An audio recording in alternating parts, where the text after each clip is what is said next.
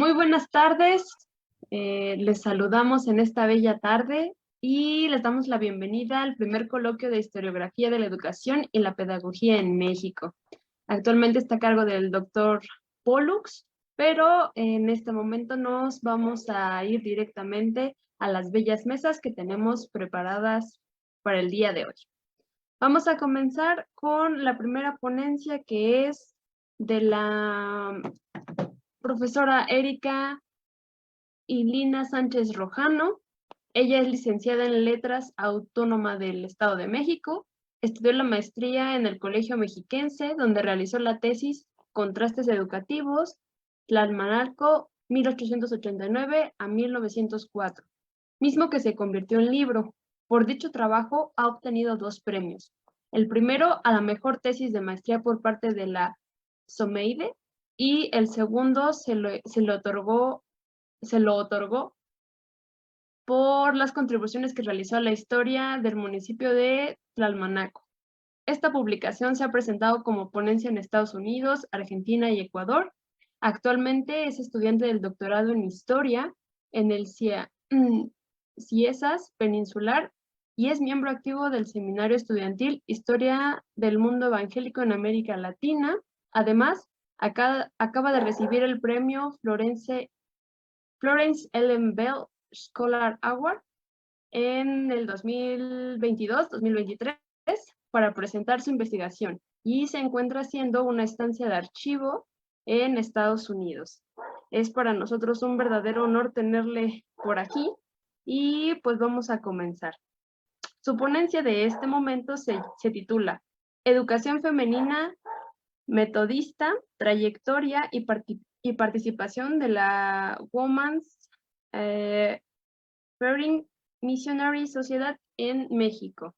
Y le damos la bienvenida. Además, le hemos pasado primero porque tiene otros asuntos que atender después de esto, por lo que le decimos al público en este momento que esté atento y que coloque sus preguntas para discutirlas inmediatamente ella termine.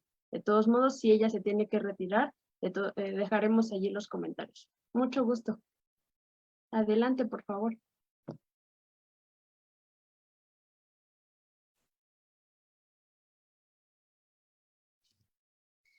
Por favor, ¿me pueden indicar si se ve?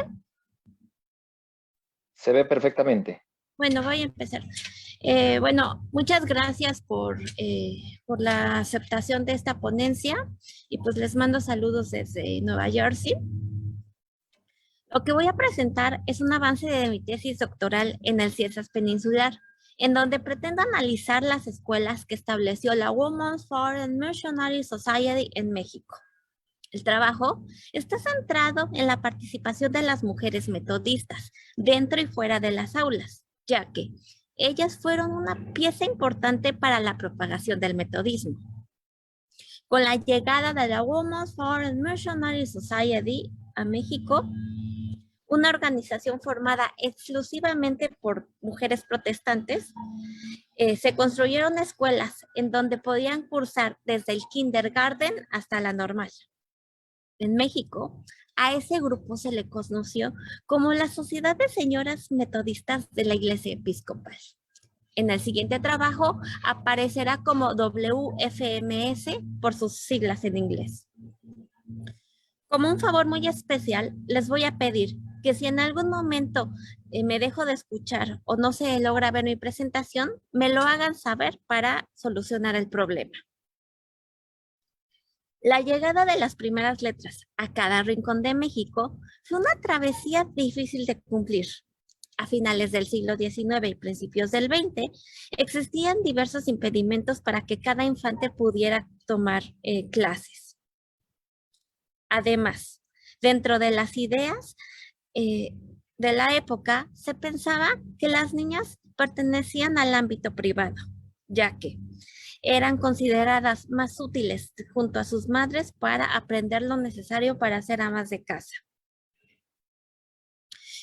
Además, existían 3 tipos de escuela en nuestro país: las de primera clase, que se ubicaban en las escuelas, en las ciudades y en las cabeceras distritales; las de segunda, que estaban en las cabeceras municipales, y las de tercera clase, que básicamente se les enseñaba a leer y a escribir. Las de primera clase obviamente eran muy pocas y difícilmente alguien podía cursar en ese tipo de escuelas.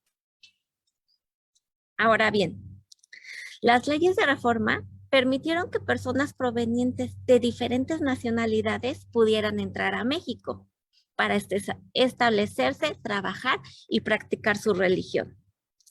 Dentro de esa gama de religiones llegó a México la comunidad de la Iglesia Metodista, proveniente de Estados Unidos. La llegada del metodismo a México se le atribuye al misionero estadounidense William Butler y a su esposa, la señora Clementina Butler, quien es esta mujer que se encuentra aquí. En noviembre de 1872, la Junta Misionera de la Iglesia Episcopal Metodista decidió que era hora de que México conociera el cristianismo a través del metodismo. Por otra parte, las damas fueron idóneas para desarrollar la acción protestante en educación.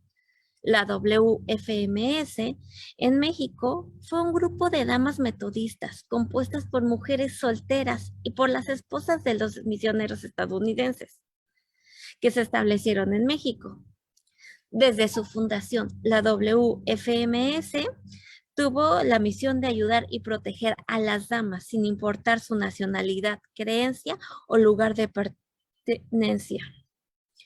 Entre las principales razones por las cuales se instituyeron escuelas en México, escuelas metodistas, se debió a que la misión metodista estimaba que la educación que se impartía en México no cumplía con los estándares establecidos para llegar a la modernidad.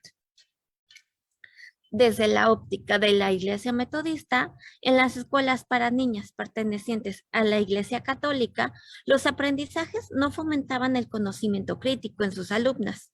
Por el contrario, se reforzaban los roles estipulados para que las mujeres siguieran siendo amas de casa.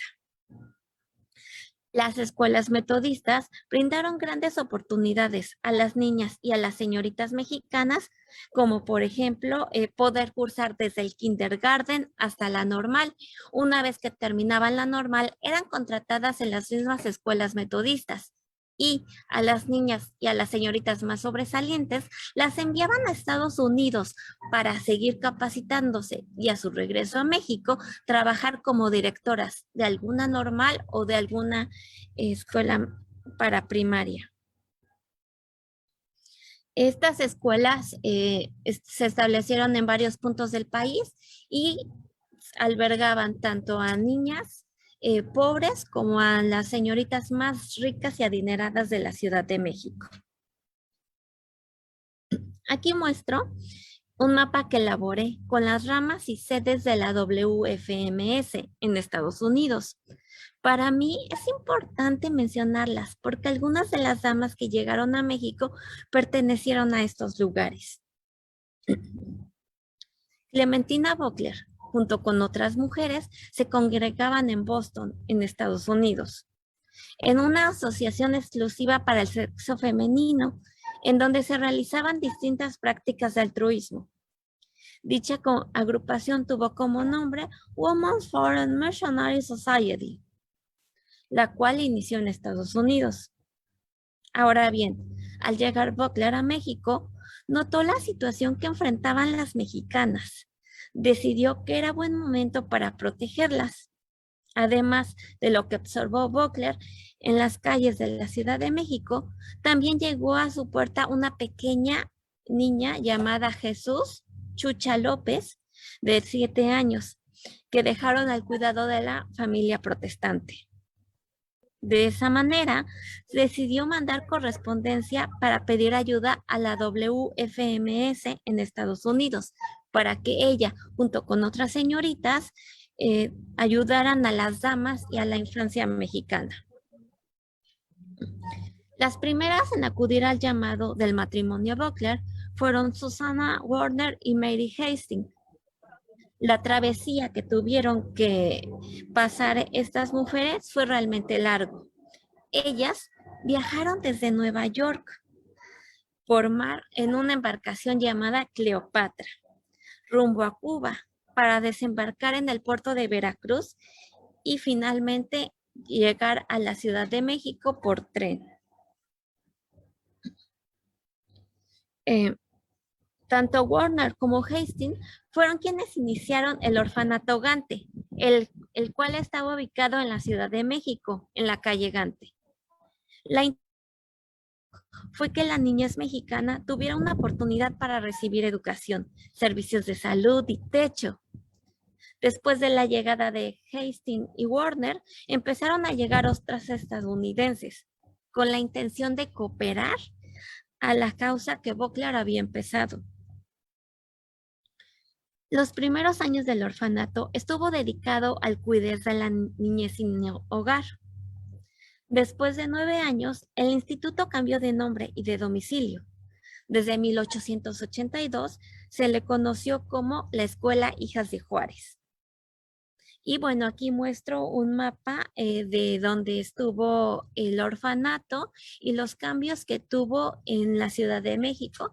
Como podemos ver, pues estaba muy cerca de la Alameda y el orfanato inició en el Templo Gante, donde se estableció por primera vez la Iglesia Metodista.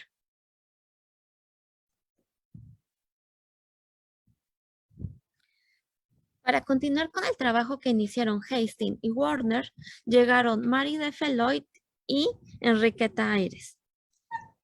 Por los pasillos de la escuela Hijas de Juárez desfilaron personalidades destacadas por la literatura mexicana.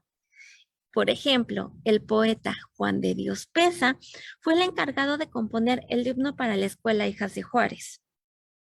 Por si fuera poco, las alumnas de la escuela Hijas de Juárez tuvieron la oportunidad de tomar clase de la primera médica mexicana, Matilde Montoya.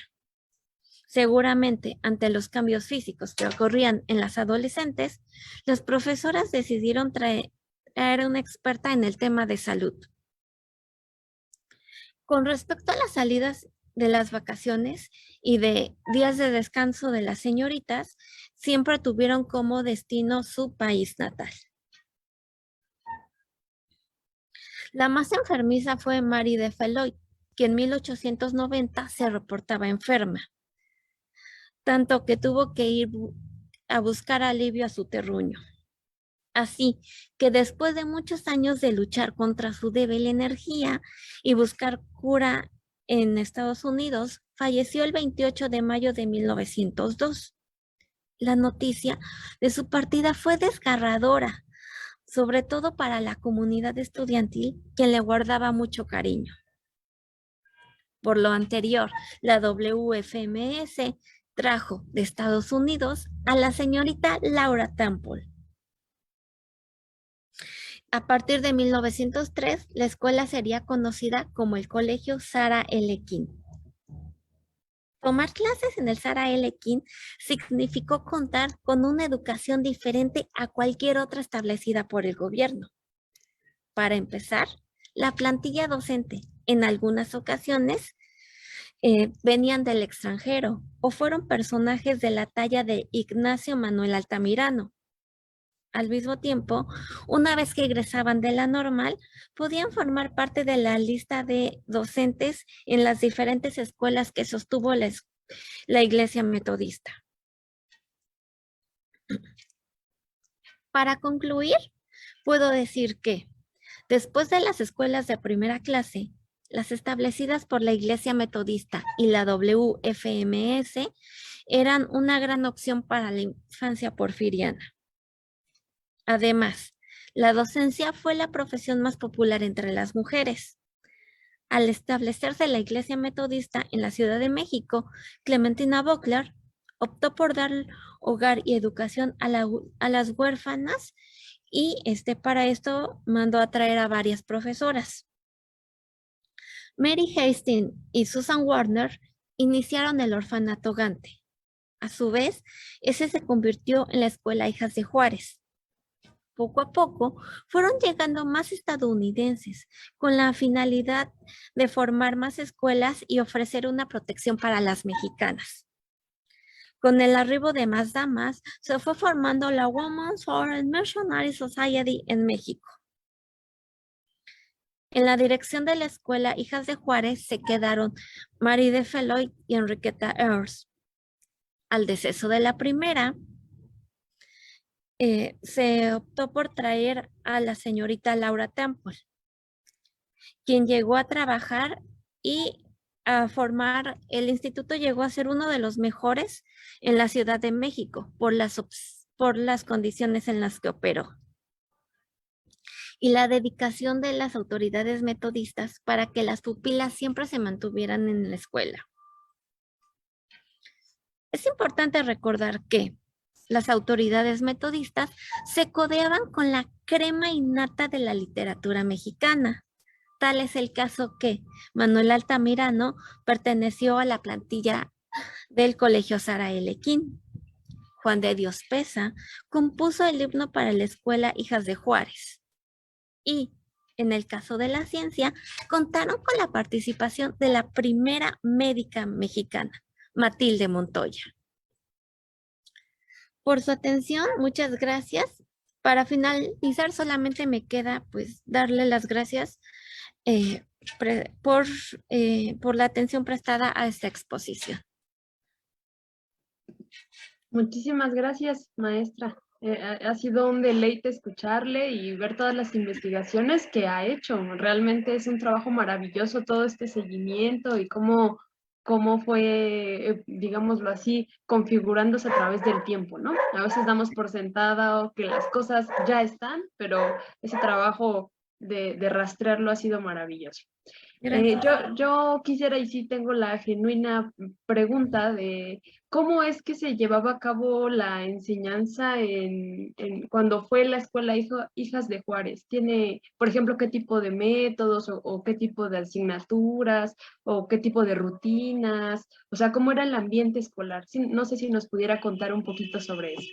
Ok, sí, bueno, esta escuela inició como un orfanato para darle protección a las niñas pobres, pero poco a poco esta escuela fue trayendo más niñas, pero principalmente iban hacia las niñas de clase alta.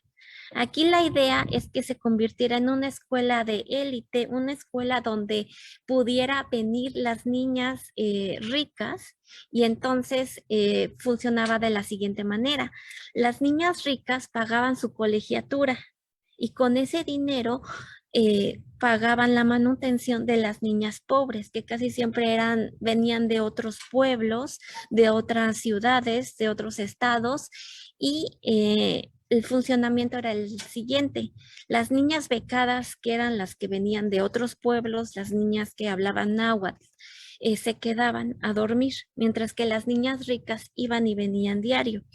Aquí es muy importante mencionar que desde las leyes de reforma se prohibió que se dieran clases de religión, sino en cambio, pues la Iglesia Metodista jamás dejó de dar clases de religión y aún así pues fue muy popular. Además, pues el inglés era una materia clave e importante, ya que era como un atractivo para que las señoritas ricas supieran hablar inglés. Y también es la música, ¿no? La iglesia metodista se distingue porque, bueno, ¿no? La iglesia que canta. Entonces, la música era muy importante, ¿no? Y buscaban que sus profesores siempre vinieran, pues, fueran como Manuel Altamirano, ¿no? De esa talla y pues siempre buscaban maestras, aparte de que fueran metodistas, que hablaran inglés, ¿no? Eso es algo muy importante para esta escuela. Muchísimas gracias, ¿no? Ha ampliado el panorama bastante. Y una última pregunta que nos hacen en Facebook, Betty Ortega es, ¿cuál era el requisito para entrar a alguna de las escuelas de la WFMS? Pues en realidad el requisito, si la familia era adinerada, pues que pagaran su colegiatura y no había, bueno, digamos que a pesar de ser una escuela metodista y se educaba a las niñas bajo los lineamientos metodistas, no se pedía que fuera metodista. De hecho, la mayoría de las niñas eran católicas, ¿no? Y podían ir al culto, podían ir a la escuela de los sábados, quieran entrar aquí, era al revés, ¿no? Era labor de convencimiento de estas mujeres para que las familias mandaran a sus hijas a una escuela protestante. De acuerdo, muchísimas gracias. Le cedemos el micrófono al profesor Pollux. Adelante. Sí, una pregunta muy breve y reiterando también a la comunidad pedagógica que nos está viendo, que pues, si no mal recuerdo, una metodista en la primera mitad del siglo XX llegó a ser directora de la Facultad de Filosofía y Letras. Es una mujer que estuvo al frente de esta institución, que era Juana Palacios Mendoza. Y la pregunta es para la maestra Erika, si Juana Palacios se formó en si pasó acaso, ¿no? Por esta escuela, o si más bien fue por otras instituciones metodistas aquí en México. No, de hecho, Juana Palacios es como un ícono de la iglesia metodista en cuanto a la educación, ¿no? O sea, no se puede hablar de Juana Palacios si no se habla de su, pues de su trayectoria, ¿no? Juana Palacios estudió en el Sara L. King y ella fue profesora en el Instituto Metodista de Puebla, daba clases en la normal. Además, como lo mencioné, la Iglesia Metodista siempre tuvo un interés especial en la educación. A Juana Palacios la enviaron a Nueva Inglaterra para que copiara el modelo de las matemáticas y lo implantara aquí en México. Además, ella tomó clases con Marie Curie y con María Montessori. Era una mujer espectacular, manejaba, eh, daba clases de matemáticas, se fue a Estados Unidos, hablaba inglés, entonces. Y bueno, también su hermana, Adela Palacios, pero pues de ella se habla un poquito menos, pero igual están a la misma altura. Maravilloso, muchísimas gracias, ¿no? Y ahora imaginarnos a estas grandes mujeres conversando entre sí debió ser también bastante enriquecedor. Y una pregunta más, ¿hay información sobre Juana Palacios en el archivo que está usted consultando? Bueno, para esta investigación estoy principalmente trabajando en el Archivo Histórico Metodista de la Ciudad de México. Sí hay información, pero no hay mucha. En el AGN solamente está el informe que ella hizo de Nueva Inglaterra para el informe que hizo sobre la enseñanza de las matemáticas. Y bueno, ahorita estoy en la Universidad Drew University, aquí en Madison, en Nueva Jersey, y sí hay información de ella. Aquí es que igual en el archivo metodista de la Ciudad de México y aquí el 70% de la información está en inglés. Bueno, aquí el 100%, ¿no? Pero sí hay información de Juana Palacios. Muchísimas gracias. No sé si aquí alguien más gusta hacer alguna pregunta. Le pregunta a la asociación que si habrá alguna forma de contactarse con usted. Ah, claro que sí. ¿Correo? Les dejo mi correo para que podamos estar en contacto. Si no, me imagino que a través del doctor Pollux nos podríamos contactar, ¿no? Bueno, de todos modos, ahí dejé mi correo. Muchísimas gracias. También le agradecen por el correo y por abrir la posibilidad del contacto. Y pues, si no, para no quitarle tampoco más tiempo, le agradecemos muchísimo por platicarnos estos, acá de repente le denominamos chismes históricos. De verdad, muchísimas gracias por compartirlo con nosotros. Y pues le damos un cálido aplauso y abrazo a la distancia y le despedimos con mucho cariño. Este es su coloquio. Muchísimas gracias. Que esté bien, gracias. Hasta luego. Bueno. Tuvimos que despedir a la maestra Erika de esa manera porque tenía otros compromisos y no queríamos obstruir con ellos. Ahora vamos a pasar a la segunda ponencia del día de hoy, que es Cruces, ángulos y miradas. La historiografía de género en el entramado de la pedagogía y la educación. A cargo de, y vamos a dar su semblanza para que no me oiga yo cortada. Eric Cafel Vallejo Grande. Es profesor de la licenciatura en Pedagogía de la Facultad de Estudios Superiores Aragón y egresado de la maestría en Pedagogía de la Facultad de Filosofía y Letras de la UNAM. Actualmente es miembro de la Asociación Interdisciplinaria para el Estudio de la Historia en México, así como integrante del equipo de trabajo del proyecto Seminario de Textos sobre Educación y Pedagogía en la Facultad de Filosofía y Letras UNAM, bajo la coordinación de la doctora Itzel Casillas. Entre sus publicaciones se destaca la coordinación del libro colectivo Culturas de Género, Nación y Educación en México, siglo XIX y primera mitad del siglo XX, junto con el doctor Zabalgoya y la doctora Ritolandale. Le damos la bienvenida, es un placer tenerle por acá y adelante, este es su espacio. Muchas gracias. No sé si se pueda escuchar, estoy teniendo un poco de problemas con mi internet. Sí. Se escucha bien. Ok, como comentaban alguien en la primera mesa, me gustaría extenderme los agradecimientos, pero también el tiempo es corto para las 4 participaciones que tenemos en la mesa, entonces voy a iniciar directo con el trabajo. Agradezco al maestro Pollux y a las compañeras estudiantes y los compañeros estudiantes, compañeras estudiantes que coordinan y colaboran con este proyecto, ¿no? Lo que traigo para compartirles hoy son algunos gestos del índole de la investigación sobre la historiografía de género y la historia de las mujeres en el campo pedagógico a partir de mi experiencia en una investigación colectiva. Por tanto, resalto que estos elementos no los planteo como marcos o modelos normativos de investigación, sino desde un plexo de problemas, aprendizajes y apreciaciones. Mi incursión y aproximación a la historiografía de género data de mi experiencia en una investigación sobre los estudios de los cruces indisciplinares entre pedagogía, los estudios de género, con la intención de construir en aquellos cruces los indicios del sistema sexo-género presentes en la historia del proyecto educativo en México durante el siglo XIX y XX. La ruta de trabajo era reposicionar prácticas educativas, culturales y discursivas, así como aquellas figuras claves como normalistas, profesoras, autoras, artistas, intelectuales y estudiantes que entraron en pugna con dicho sistema sexogénero.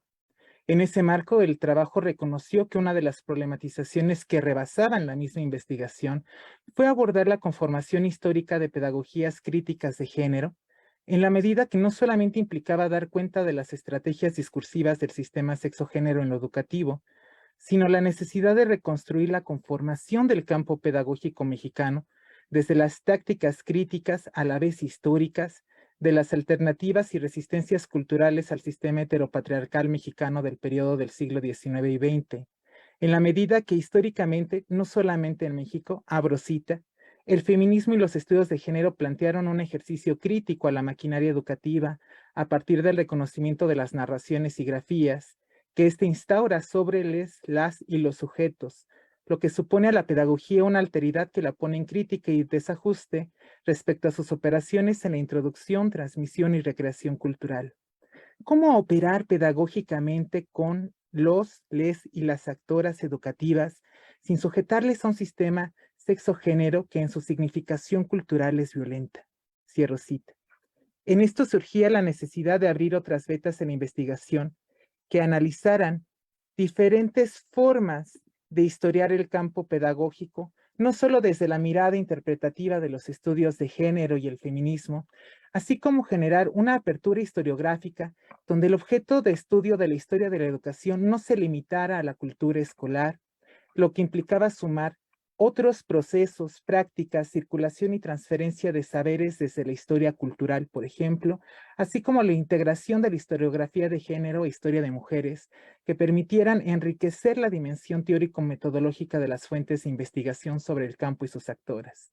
A partir de este contexto, mi pretensión es exponer de manera muy modesta 3 elementos que fungieron a manera de trípode, de puntos de apoyo para la formación y un ángulo y mirada del grupo de investigación para retomar estas otras vetas de investigación. Un primer elemento a considerar en las experiencias de investigación, no solo en la historiografía del campo pedagógico y educativo en clave de género, son las propias condiciones de cronotopo en que nos situamos y desde las cuales urdimos una palabra, un pensamiento y análisis de los temas e inquietudes de nuestras investigaciones o, para decirlo con Alicia de Alba, la posicionalidad de quien investiga. En este sentido, no basta anudar los temas emergentes de nuestro presente histórico como el género con los desplazamientos del horizonte de comprensión de nuestros objetos de estudio en pedagogía, si no logramos reconocer la inscripción histórica y social desde donde nos situamos como investigadores, pedagogas, empalmados con las redefiniciones del oficio pedagógico y de historiar en aquellas transformaciones de los temas que nos inquietan investigarlos.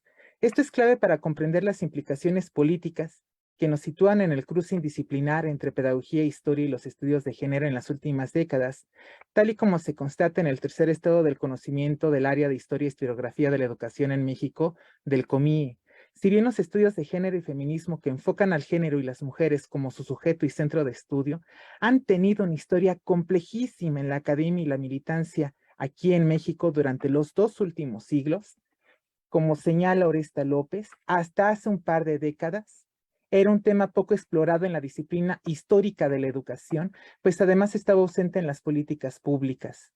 En esa misma línea, en México se hizo latente a partir de hace 2 décadas indagar en la historia de la educación la condición histórica de las mujeres y su participación como profesoras y alumnas, a partir de lo cual concurre un desarrollo historiográfico al situar al género como categoría clave, no solo en la historia de la educación, sino también en pedagogía desde la clave histórica. Como indica otra vez Oresta López, sabrosita, en el conocimiento histórico que ponga en cuestión la invisibilidad en la que se sitúan a las mujeres de los relatos e historia escrita nacional del ámbito educativo, cierro cita, así como también señalar a Joan Scott en su momento con los planteamientos de la Herstory. Resulta además interesante que a pesar de la distancia temporal entre el proyecto de la Herstory que retrata Scott sobre la invisibilidad de las mujeres en la historia, hay una relación muy íntima con los movimientos de las colectivas estudiantiles recientes en la UNAM y otras universidades, una demanda latente y que lleva a conformar este mismo coloquio, abro cita, de Joan Scott. Al revisar los programas de estudios universitarios, las estudiantes feministas los consideraron un bastión de poder masculino y exigieron que se incluyeran cursos que les permitiesen hacer frente a sus preocupaciones políticas del momento, cursos sobre las mujeres del pasado que ofrecieran ejemplos para las estudiantes, a esto se la llamó Historia de ellas, cierro cita. En el caso particular de las colectivas estudiantiles de pedagogía de la UNAM, en Filosofía y Letras, FES Acatlán y FES Aragón, y otros espacios universitarios, además de suscribir la posicionalidad anterior, dan cuenta que han conformado una crítica expresa a la invisibilidad y ausencia de autoras en los programas y planes de estudios en pedagogía, lo que ha motivado la exigencia de recuperar la historia de las mujeres que conformaron los campos epistémicos, científicos y culturales de la pedagogía y la educación, tanto en México como en América Latina. Aquel reposicionamiento reaviva el oficio de historiar que, como diría María Esther Aguirre Lora, invoca un valor testimonial del gremio en pedagogía sobre la apropiación de la memoria de la educación y dan formación de la conciencia histórica de su campo desde las actoras olvidadas e invisibilizadas, lo cual nos involucra a pensar 2 coordenadas que restituyan a las mujeres no solo como actoras de los lindes en las que se les sitúa académicamente.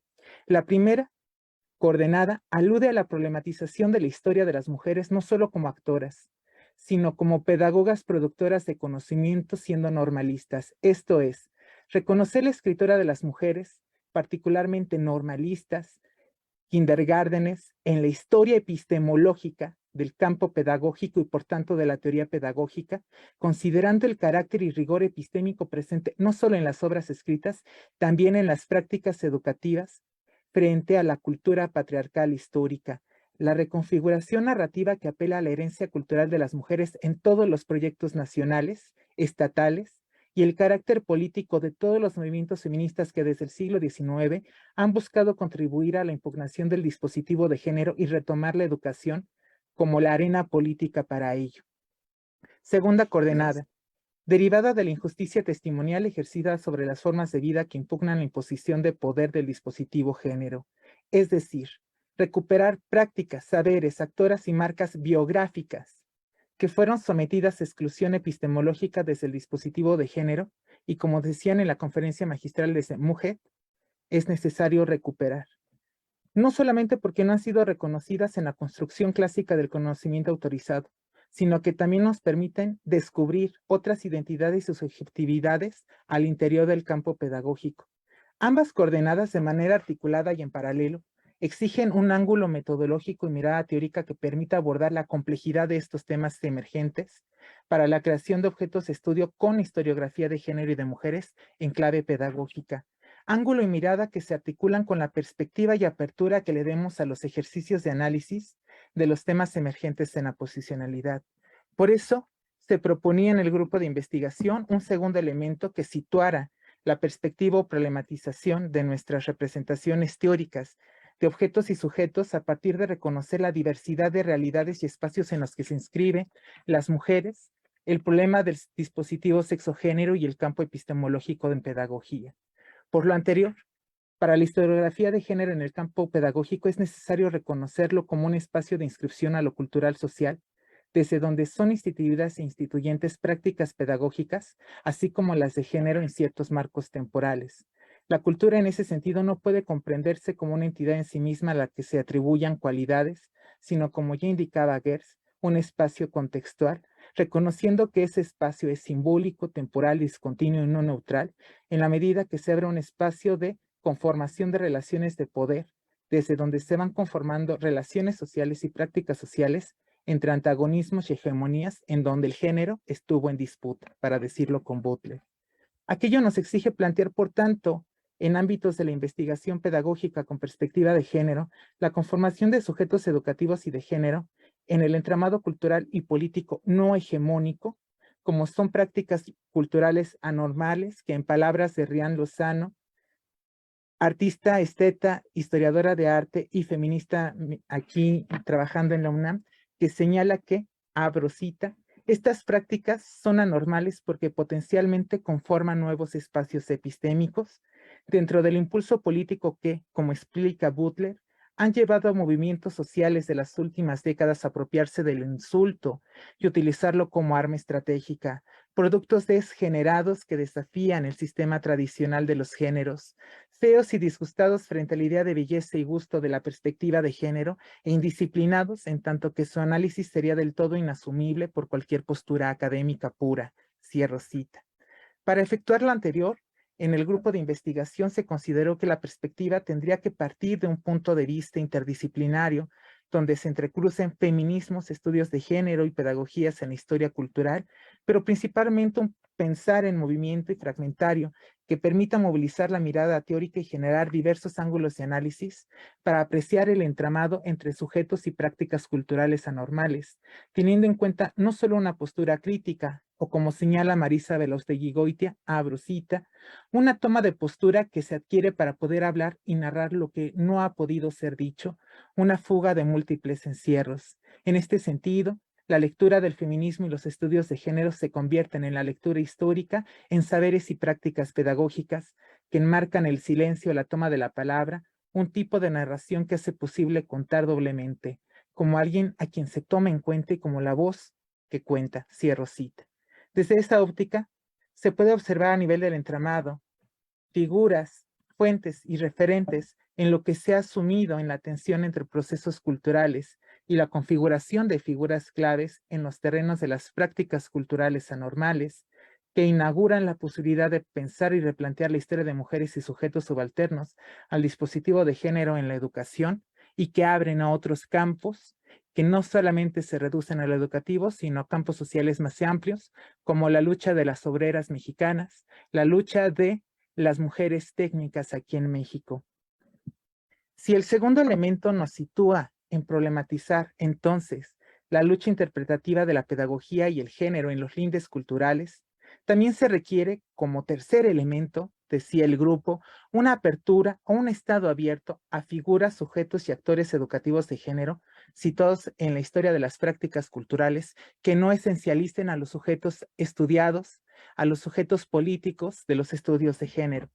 De este modo se vuelve imperante conformar una apertura tanto teórica como metodológica que permita cuestionar procesos de configuración de identidades y subjetividades de las figuras y discursos subalternos que se dejan a los márgenes de lo cultural o en los pliegues de lo que se debe reconocer normativamente frente a ese sujeto unitario, homogéneo y con capacidad de hablar y conocer sus condiciones desde los márgenes de la cultura no hegemónica, como apuntaba Spivak, como las mujeres y otras identidades y expresiones de género que quedan en la periferia del centro normativo del sistema sexo-género.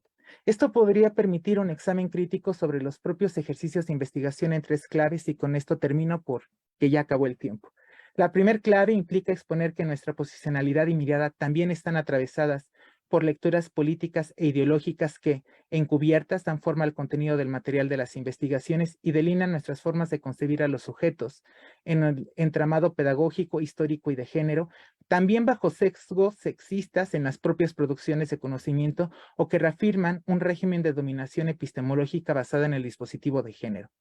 La segunda involucra reconocer que la historia de mujeres no es homogénea en la historia educativa, en tanto que se presentan otras condiciones interseccionales del género, como ya apunta Marta Lamas, que tienen que ver con la clase social, la pertenencia étnica, la edad, etc. Ligado al anterior, en la tercer clave, se encarna una vigilancia epistemológica sobre los propios pedagogas, pedagogues que hacen este tipo de investigaciones, de no homogenizar, no esencializar a las mujeres y los sujetos de género desde la mediación académica. En este sentido, como apunta Belaustegui-Goitia desde la lectura de Gloria Anzaldúa, resulta necesaria una reflexión sobre la producción de una escritura límite entre la academia y el activismo.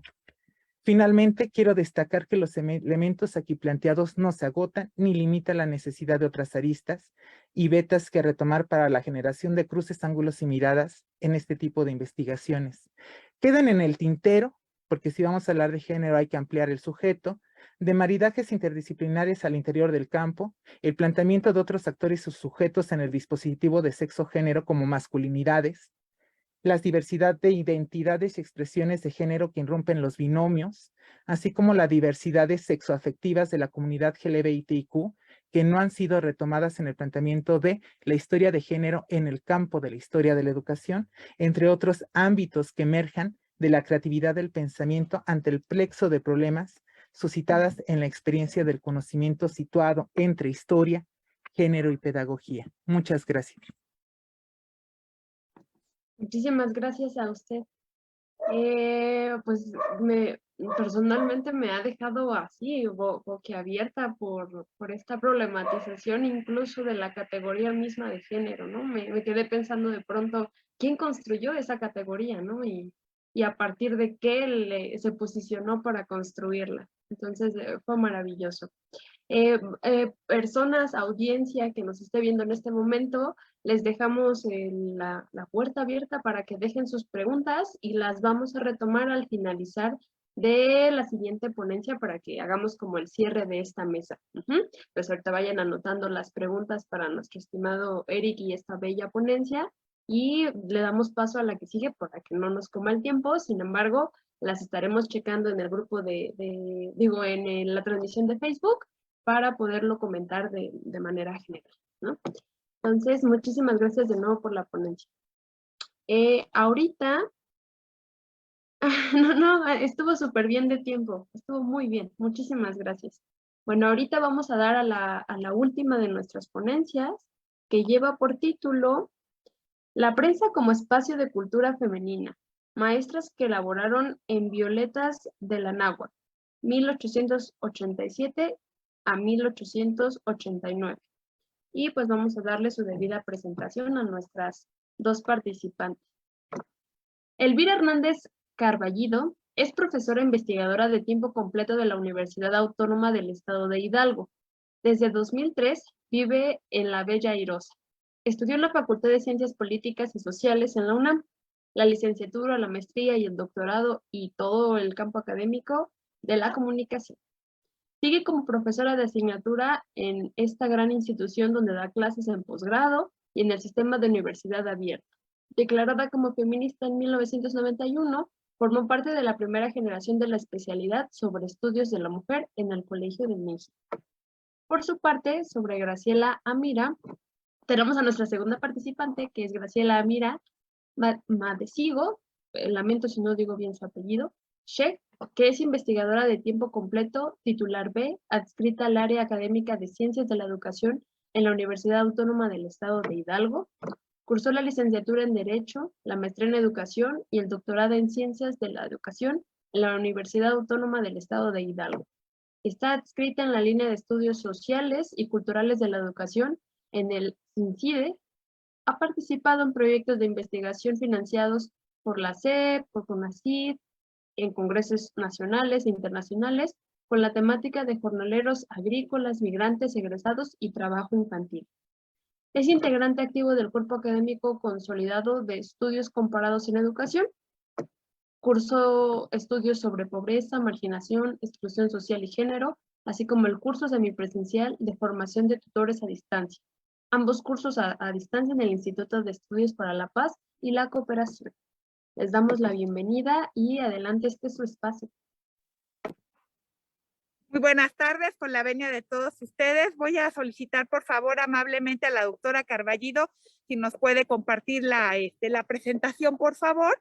Y mientras, pues voy a contextualizar que hablar de 1887, pues están surgiendo incluso, por ejemplo, en Francia, están construyendo la Torre Eiffel, y aquí Porfirio Díaz está con esta cuestión de las leyes, de los barcos que están trayendo incluso el material del mercurio para la plata y demás, pero tenemos a las mujeres que en 1887 todavía estaban como muy apegadas al tema del matrimonio, de las labores propias de la casa y toda esta cuestión que tenemos en nuestra presentación, que es una joya que la doctora Hernández Carballido también al respecto.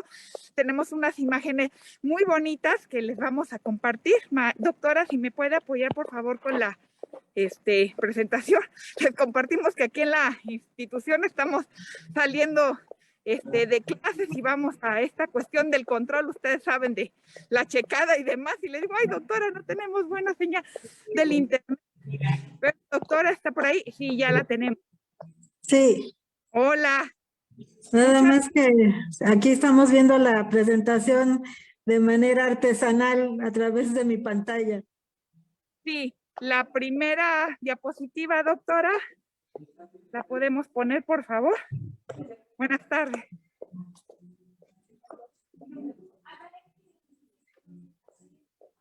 Sí, buenas tardes. Continúa, sí.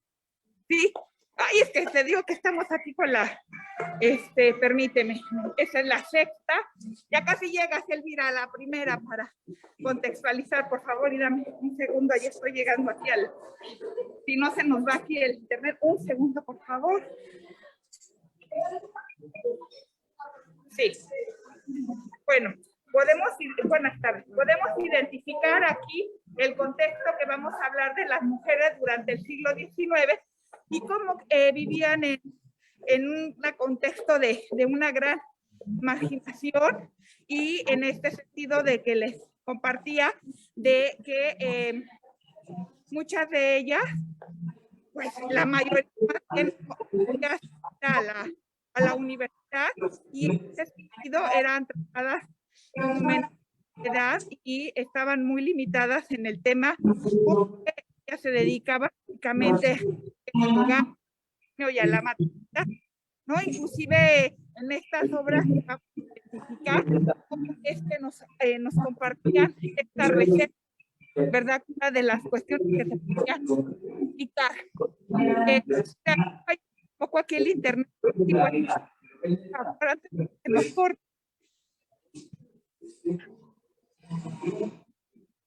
En las violetas de Anáhuac, Elvira.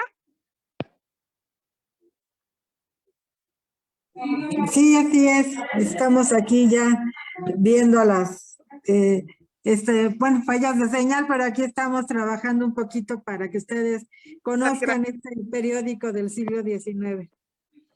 Si quieren, continúo yo la presentación porque hemos tenido aquí unos problemitas con internet.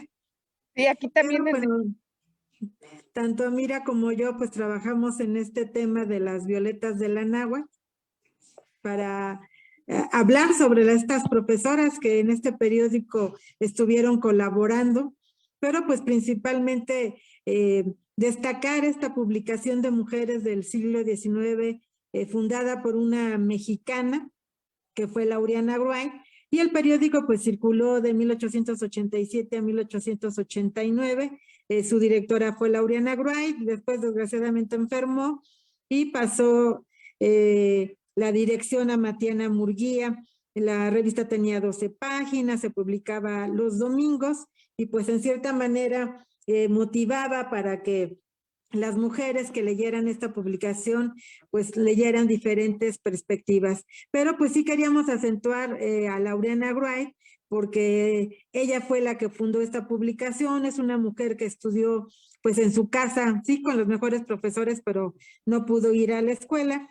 Sin embargo, pues Laureana logró a través de una iniciativa propia tener lecturas, tener una mirada diferente hacia la situación de las mujeres, y por eso pues va a decidir fundar el periódico Violetas de la Náhuatl.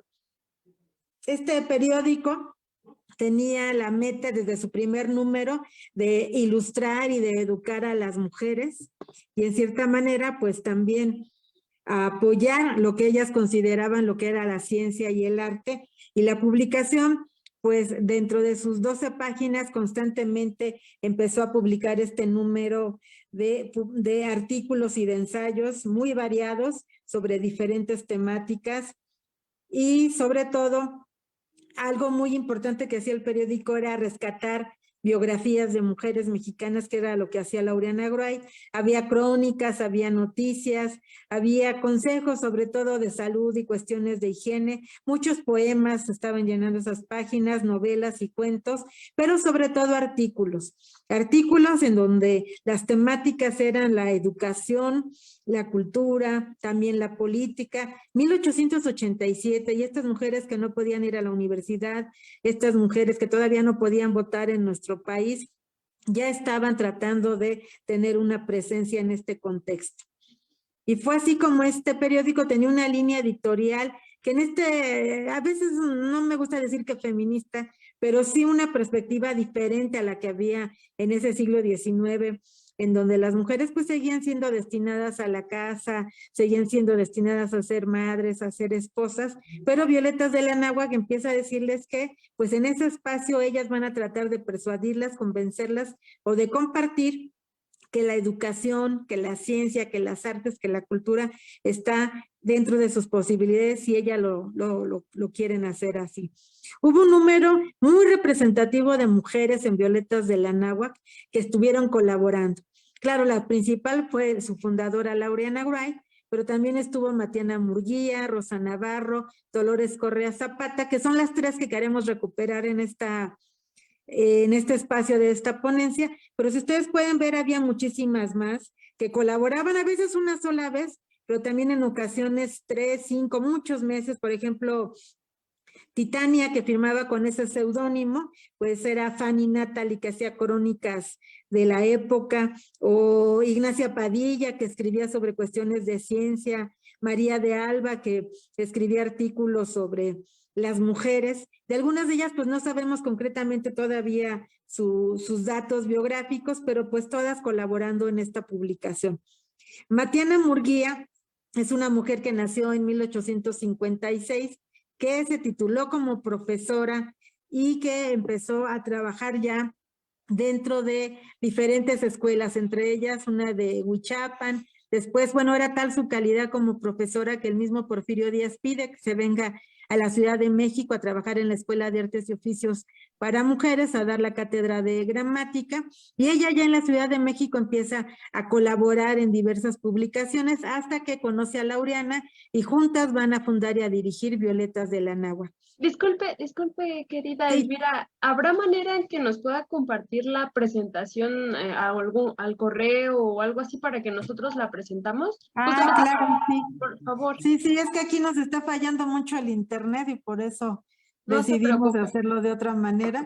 Y ya No se ves que preocupe. ahorita van a decir, ay, esta señora está jugando, nada más entra y sale del internet, pero es que teníamos problemas. Ahorita aquí en este mismo instante se las mando. No se preocupe, en cuanto la tengamos, la seguimos proyectando, justamente para que también podamos ver la publicación en sí y toda la Pues es información. lo que queríamos, que ustedes puedan ver la revista, que por suerte ya la Hemeroteca Nacional escaneó ya varios números, entonces es posible poder ya consultar esa publicación, aunque solamente el año de 1888, porque ya los primeros meses en que se publicó esos todavía no están escaneados. Y pues ahí están estas publicaciones. Ya está aquí. Es que les digo que desgraciadamente nos anda fallando aquí internet en el trabajo, pero ya está mandándose la conferencia para que ustedes la puedan ver. A ver, ya entonces en el correo de Estefanía ya lo acabamos de mandar. De acuerdo. Denos un momento para Sí, claro cotejar que sí. haya llegado. Y no se Muchas altere, gracias. no se preocupe. Gracias, qué amable.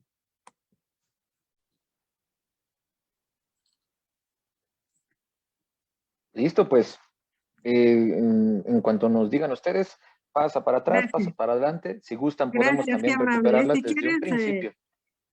sí, si quieres rapidito nada más para que vayan viendo aquí esta publicación que es Violetas de la Náhuatl. Entonces si quieren pasamos a la cuarta lámina, que ya vemos ahí una ilustración de la publicación. Bueno, ese es el objetivo de nuestra ponencia, que pues queríamos que conocieran este panorama general del siglo XIX.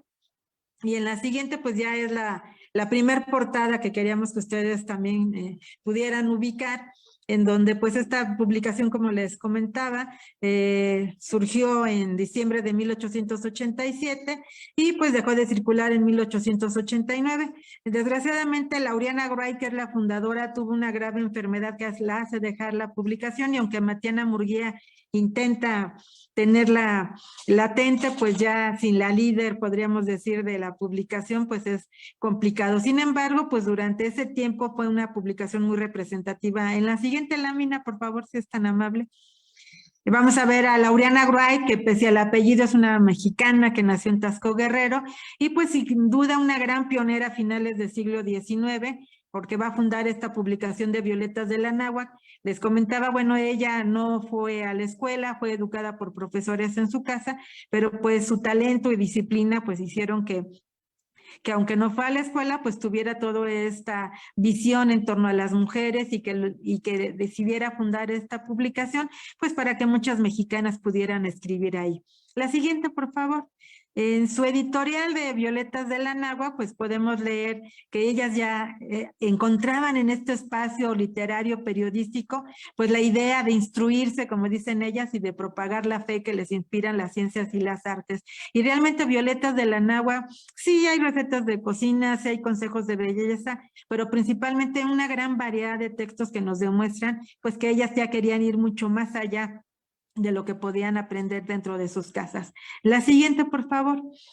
Algo que yo destaco mucho de la publicación es que gracias a Laureana hay varias biografías de mujeres mexicanas. 3 de las que les vamos a hablar ahorita es gracias a Laureana Wright, que recupera sus vidas, pero pues había desde crónicas, había consejos de salud, había las impresiones que tenía la prensa sobre ellas, muchas cuestiones literarias como poemas, novelas, cuentos y relatos, y sobre todo, como les comentaba, muchos artículos sobre cuestiones de educación, de cultura, una variedad increíble de verdad, de perspectivas de cada una de estas mujeres que colaboraron en Violetas de la Náhuatl.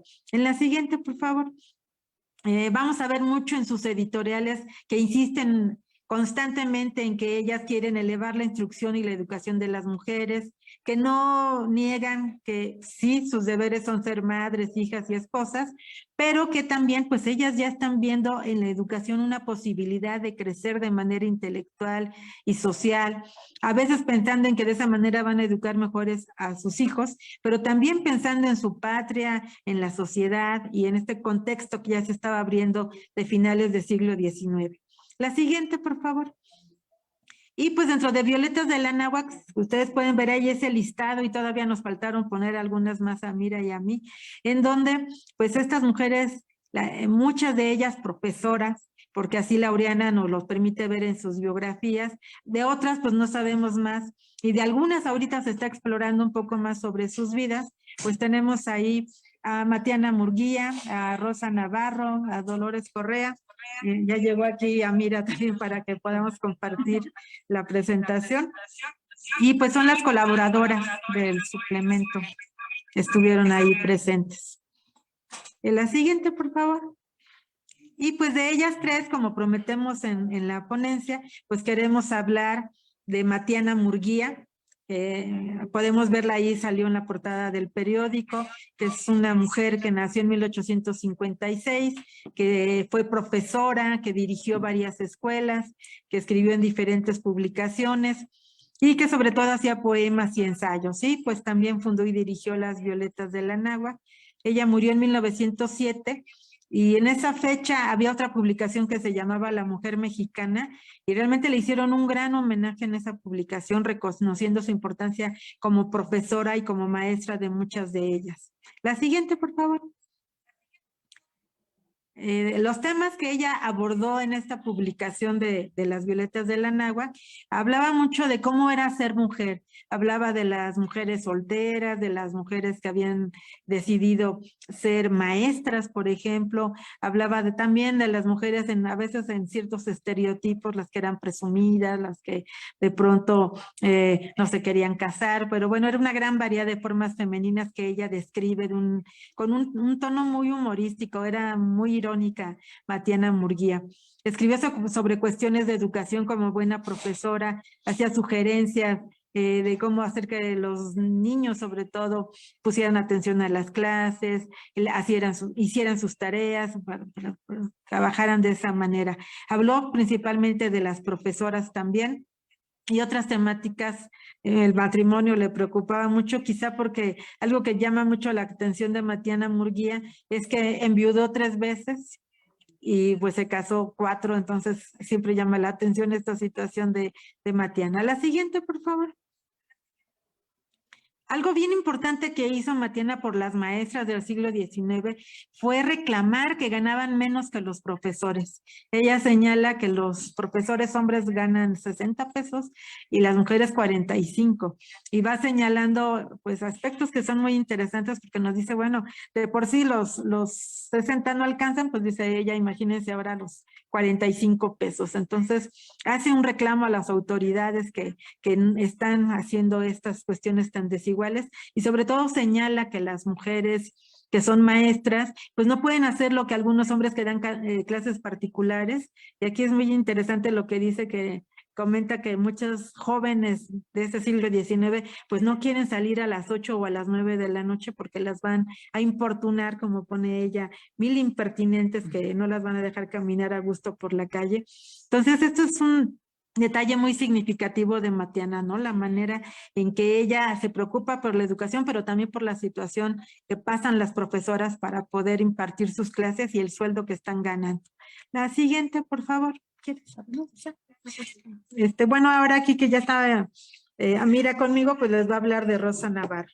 En ese sentido, ella nació el 30 de agosto de 1850 en Compostela, Tepic, y en ese sentido, un acontecimiento importante, 11 años después, debido a toda esta cuestión de la Revolución Mexicana, se refugió con su familia en Guadalajara, y ella en el Liceo de las Niñas se tituló como preceptora de primer orden, se hizo cargo de la Escuela Municipal de Mascota en Jalisco y dirigió la Escuela Oficial Superior número 2 para las niñas de Guadalajara, y pues también colaboró en diversas publicaciones literarias y periodísticas. Cuando ella realizaba un experimento sobre electricidad, sufrió una caída y eso hizo que lamentablemente perdiera la razón y murió en 1892. En la siguiente diapositiva podemos identificar cómo esta cuestión de la defensa de los derechos de las maestras, ¿sí? Ay, no, Y lo que ya ya, comentó Elvira respecto a los costos, ¿no? Y en ese sentido, también los temas que ella abordó fue sobre la educación de la mujer, las noticias de Jalisco, y ella fue corresponsal de Violeta de la Náhuatl. Y habló sobre cuestiones pedagógicas y didácticas, y en esta diapositiva pues podemos apreciar un pequeño texto de 1882 que le digo a Elvira que esto es una joya, ¿no? Que tenemos. Y también como el tema de la ilustración de la mujer, se ha comentado que pues esta necesidad que justamente ya comentó, ¿verdad, Elvira? Respecto a los deberes como esposas y como madres que también se plasmaban, ¿verdad? En estas textos periodísticos, y en ese sentido aquí pues es la cuestión de que se comentaba sobre debe o no instruirse a la mujer en las ciencias, ¿no? Y entonces aquí es donde está muy representativo esta ponencia, ¿verdad? De que en el siglo XIX pues era extraño que las personas de buen criterio opinaran que la mujer solo se le enseñara las primeras letras para que leyera un libro o escuchar la misa o rezara, ¿no? Pero en ese sentido también esto no nada más le implicaba surcir la ropa o preparar el alimento, sino más bien que se educara para que bateara de este tema que ella vivía, ¿no? Que la era siguiente nada más lámina, prepararse para ser ama de casa. En la siguiente diapositiva podemos identificar estas observaciones pedagógicas donde el niño concurre a la escuela viciado en la pereza y en el desorden, y es ineludible el deber del maestro de corregir a los perversos y mejorar a los buenos, ¿no? Esta la siguiente, por favor. era una gran responsabilidad en ese sentido. La que sigue, sobre otra persona que tenemos como es Dolores. La que sigue. Sí, con Dolores Correa Zapata, pues ella es de Tabasco y a los 20 años decide ser maestra. Ella presentó el examen profesional en la Escuela Nacional de Secundaria de Niña y durante 10 años se dedicó a la docencia. También fue nombrada subdirectora de la Escuela de Instrucción Primaria, que está anexa a la normal. Viajó a Europa y su objeto era analizar el funcionamiento de las instituciones educativas para mujeres de Alemania, y en 1904 fue directora general de enseñanza normal en el Distrito Federal. También fundó La Mujer Mexicana, que es una revista de gran importancia al iniciar el siglo XX, y pues murió hasta en 1924. Los temas que desarrolló fueron poemas, relatos de la época, ensayos sobre educación, de los cuales surgía el libro Moral, Instruía Cívica y Nociones de Economía Política para la Escuela Mexicana, y la situación de las mujeres, los artículos que después influyeron para escribir breves consideraciones sociológicas sobre la mujer y la familia, y los ligeros apuntes sobre la educación física y moral. Aquí pues podemos identificar otro texto, ¿verdad? De la mujer científica, un poema en 2 cantos. La que sigue, la antepenúltima, bueno, en los textos de 1906, que hay todavía quienes ignoran lo que significa el feminismo, y hay también quienes ven en él una ridiculez, un disparate. No obstante, entre la gente seria, el feminismo es el grito de la razón y de la conciencia proclamando justicia, porque el feminismo consiste en levantar a la mujer al nivel de su especie humana. Y ya con las reflexiones. Sí, y bueno, y ya de esta manera pues cerramos este recorrido con estas 3 profesoras que escribieron en Violetas de la Náhuatl, pues en un tiempo como fue el siglo XIX, finales del siglo XIX, que era difícil que las mujeres encontraran estos espacios, y Violetas de la Náhuatl dio voz a cada una de las maestras, a cada una de las poetas, de las escritoras, de las mujeres que querían dar a conocer su testimonio a través de esta publicación, y pues de esta forma nosotras recuperamos a 3, a Matiana Murguía, a Dolores Correa y a Rosa Navarro, que plasmaron en este periódico pues su conocimiento sobre la situación de las mujeres, sobre su tarea como profesoras y su tarea también como críticas de la sociedad, porque este último textito que leyó Amira de Rosa Navarro, pues ya incluso el término feminismo lo empieza ella a utilizar Dolores Correa, y estas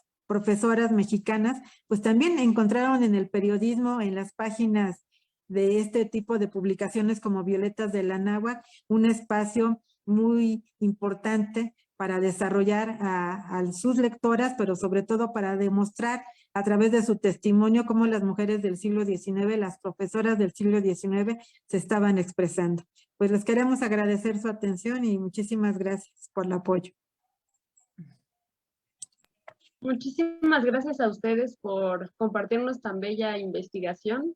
De hecho, a mí me resonaba un montón que justamente cuando uno googlea en Google y pone Dolores Correa y Zapata, siempre sale una imagen de Laureana. Todo el tiempo aparece esa imagen, ¿no? Entonces, o sea, como que ahorita me acordé cuando hicieron la distinción de ambas y colocaron pertinentemente su imagen. Es muy interesante cómo siempre existe esta terrible confusión en términos tecnológicos, ¿no? Y pues les agradecemos mucho el trabajo de investigación, de recuperar este tipo de poemas, de traerlos aquí también para que los podamos presenciar y sobre todo podamos comprender que desde hace muchísimo tiempo atrás se ha intentado visibilizar la labor, ¿no? de las mujeres, al menos en términos del periódico. Y algo que personalmente a mí me llamó la atención fue cómo se relataba esta injusticia salarial, ¿no? O sea, es algo increíble que desde este tiempo se haya como puesto en mira esta cuestión de por qué yo gano menos que tú, ¿no? Y sabiendo que no teníamos como voz ni voto para preguntarlo cara a cara, ¿no? Sino que se buscó otra ruta, otra manera para hacer la crítica. Entonces fue maravilloso. Invitamos también a la audiencia que nos está viendo a que pueden redondear preguntas a esta ponencia, a la pasada, porque ya vamos a dar por inicio digamos, este cierre con sus preguntas sobre las ponencias. Y les agradecemos una vez. Por ahora tenemos una pregunta pendiente de la ponencia pasada del profesor Eric. Y les decían, para el profesor Eric, ¿cómo argumentar que el activismo político de las mujeres y las acciones comunitarias estudiantiles son parte de los objetos de estudio de la pedagogía? Y luego le colocan, ¿y cómo argumentarlo desde un enfoque histórico? Respondo a la pregunta. Me parece muy importante y esto lo hemos rescatado no solamente desde la lectura de género y la perspectiva feminista, donde la teoría no la podemos situar simplemente como un complejo de un sistema simbólico desde donde hemos construido categorías y conceptos, ¿no? Para aprender la realidad, sino que también hay ámbitos de discusión política, ¿no? De las mismas tensiones y configuraciones sociales, culturales, de las comunidades educativas y pedagógicas que conforman esta discusión. Aunado a eso, como menciona en sus últimos textos Wilfred Carr y que es retomado por Ana Gallardo, que es profesora del Colegio de Pedagogía, en la necesidad de hacer una cartografía pedagógica, la lectura fundacionalista, donde hemos erradicado la lectura de las condiciones de cronotopo, de donde surgen las discusiones de autores y autoras clásicas, es borrada frente a la lectura del presente. Los mismos autores como Durkheim y Dewey sitúan el proyecto pedagógico en una disputa política de las configuraciones de los estados-naciones de donde pertenecen, ¿no? Y no solamente Durkheim, por ejemplo, en el caso francés está Buisson, que en la configuración de la Tercera República disputan un proyecto social desde el positivismo para reconfigurar y erradicar esta lectura teológica que se tenía todavía en el imperio de Bonaparte para el trabajo educativo, ¿no? Entonces, esto es por un lado. En el caso feminista, creo que lo han presentado durante toda la jornada del coloquio. Yo podría situar un caso particular como es el de la doctora Lourdes Alvarado, que participó en el proyecto de investigación, que nos recordaba en uno de sus trabajos que presentó en un primer producto de investigación, que frente a estos congresos feministas hay una disputa teórica muy fuerte al interior del sistema educativo mexicano ¿no? La discusión que hay, por ejemplo, de Horacio Barreda en Revista Positiva, donde hay una crítica al feminismo y una crítica, por ejemplo, a la revista de Violetas que hoy nos presentan nuestras colegas, compañeras, y un montón de revistas y proyectos feministas, donde se está disputando la forma de incorporar la imagen de la mujer, el tipo de estereotipo que se quería conservar respecto al proyecto de nación porfirista, ¿no? Y que incluso todavía tiene sus rezagos hacia la consolidación de la Secretaría de Educación Pública, ¿no? Donde hay bastantes figuras, no solo normalistas, que han sido erradicadas de la configuración o de la historia, ¿no? Puedo pensar, por ejemplo, la cuestión de las libreras mexicanas, el caso, o bibliotecarias también, como el caso de Juana Manrique Lara. Hay un trabajo muy bonito en la revista de investigaciones de bibliotecología de Marta Alicia Ñorbe Guillén, donde recupera a las mujeres bibliotecarias que participaron de manera lateral con consejos y sugerencias a la misma Secretaría de Educación Pública y a Vasconcelos en la participación de las mujeres, ¿no? O esta convocatoria que abre Vasconcelos a las mujeres con independencia a su estado como profesoras normalistas, sino también madres, estudiantes, esposas, ciudadanas que pudieran participar del proyecto educativo que estaba inaugurando Vasconcelos con la Secretaría de Educación Pública, que no se reducía necesariamente al ámbito de lo escolar o lo institucionalizado como educativo, ¿no? Que es algo que también la mesa anterior ponía en disputa cuando se apelaba a saberes comunitarios y otro tipo de relaciones amplias de lo educativo, ¿no? Entonces es como muy importante restaurar esta lectura también política de cómo los gremios retoman y hacen este tipo de lecturas. Y yo creo que hay otros gremios del campo de la historia que ya tienen mucho tiempo haciendo este trabajo.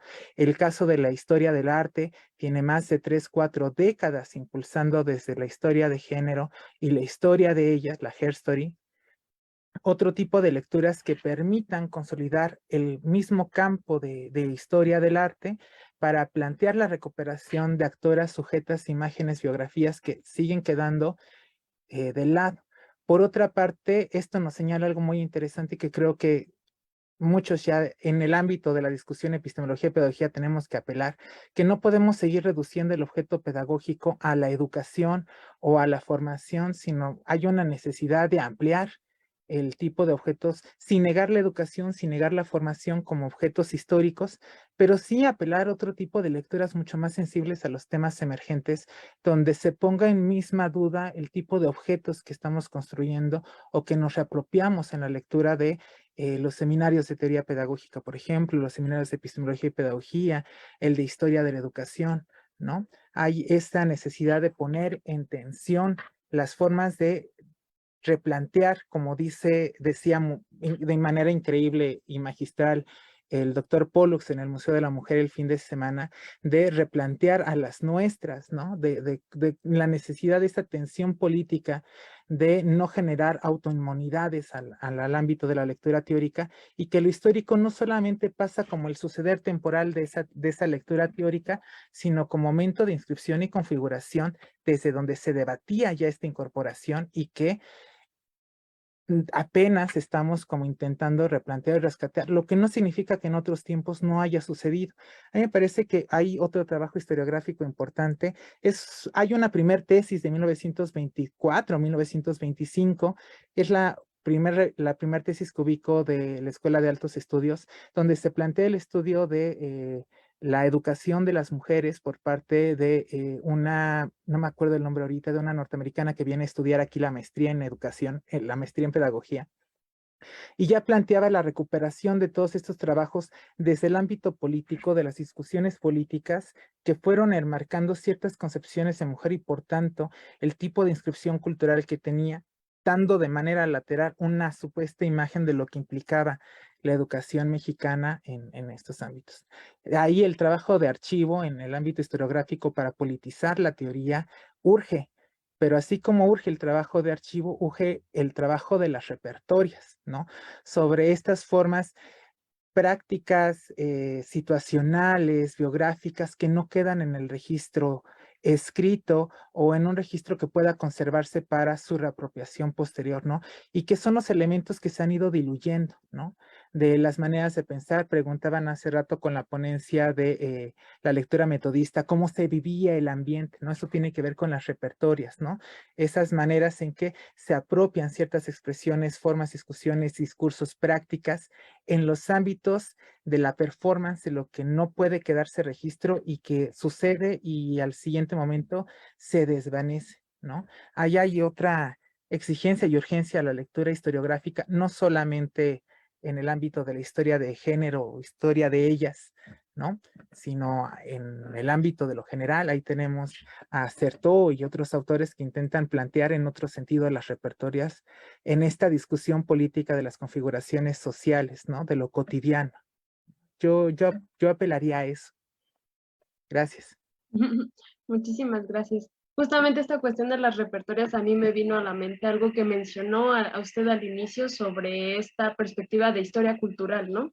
O sea, de qué manera vamos incorporando, por ejemplo, me viene Peter Burke a la mente, pensar en los actores, en las prácticas, en las interpretaciones, cómo interpela, etcétera, ¿no? Digamos que eso pasa un poco justamente por la problematización del hecho histórico en sí, ¿no? O sea, ¿qué entendemos como hecho? Y en función de eso, evidentemente, vamos a generar otras discusiones que van a irse por diversas líneas, ¿no? Entonces, quería acotar eso más. Por su parte, también ya para redondear, otra pregunta que le hacen a usted, Eric, es en Facebook, a cargo de Monse Stevenson, y nos dice: personalmente adoré la ponencia del profesor Eric. Recuperar la categoría de género para el análisis histórico de la educación y la pedagogía me parece muy imprescindible. Me gustaría saber cómo es que surge su interés por integrar al género en sus reflexiones sobre la pedagogía y la educación. Hablando de repertorios, voy a hablar un poco de un ámbito biográfico y después cómo me incorporo a esta situación de la investigación.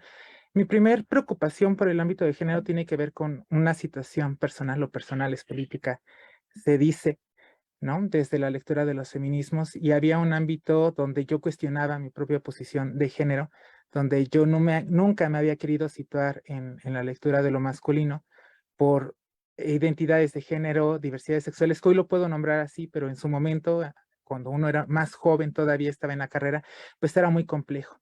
Y esto me instó mucho más en la lectura de género cuando una profesora me dijo que si no iba a entrar al seminario de género y educación por ser hombre. Eso me molestó mucho porque yo no iba con esa lectura, mi marca biográfica era otra, y entrar de manera autónoma, autodidacta a los estudios de género, no solamente para pensarme a mí mismo desde la discusión del dispositivo sexo-género, sino también para confrontar cierta lectura que la maestra tenía dando clases de género y educación en la Facultad de Estudios Superiores Aragón, y poder hacerla contestataria de que no era necesariamente una lectura de masculinidad la que no me hacía tomar la clase. Los horarios eran muy complejos para tomar el seminario, que además era optativo, que me interesaba mucho. Después tomé educación sexual en la facultad, pero me molestó mucho esta situación donde se negaban como ciertas lecturas hoy lo puedo nombrar así porque ya tenemos muchas categorías, ¿no? Por la lectura del cuerpo cis que represento me molestó mucho, ¿no? Posteriormente, mis angustias de investigación siempre han sido la epistemología, la lectura epistémica, la teoría pedagógica. Entonces, eso me ha llevado a ciertos ámbitos, y un día en el ISUE, cuando estaba como asistente de investigación de la doctora Alicia de Alba, me invita a que yo en la maestría tome los seminarios de género que se ofertaban con Marisa Velostegui-Goitia, Rian Lozano y otras, Pati Piñones, ¿no? Todas en su momento estuvieron en el PUEG, hoy en el CIEG, ¿no? Entonces eso me ayudó mucho a hacer nuevas articulaciones de género, feminismo, sobre todo desde la perspectiva artística, estética, retomarlas hacia la lectura de teoría pedagógica y epistemología, ¿no? Con esos antecedentes me invitan ya formalmente a participar de un proyecto de investigación, ¿no? Que son cosas que estoy presentando del trabajo que hicimos entre 2018 y 2020, a finales de la pandemia, y ahorita en otro proyecto de investigación sobre epistemologías feministas, ¿no? Que a mí me interesa recuperar hacia teoría pedagógica, ¿no? Entonces, va por ahí la lectura en un ámbito como personal. y político, y también como una contestataria a los maestros, maestras que teníamos en la facultad en ese entonces, ¿no? Donde la mirada seguía siendo muy brecha, que el género se reducía a la lectura de lo femenino, ¿no?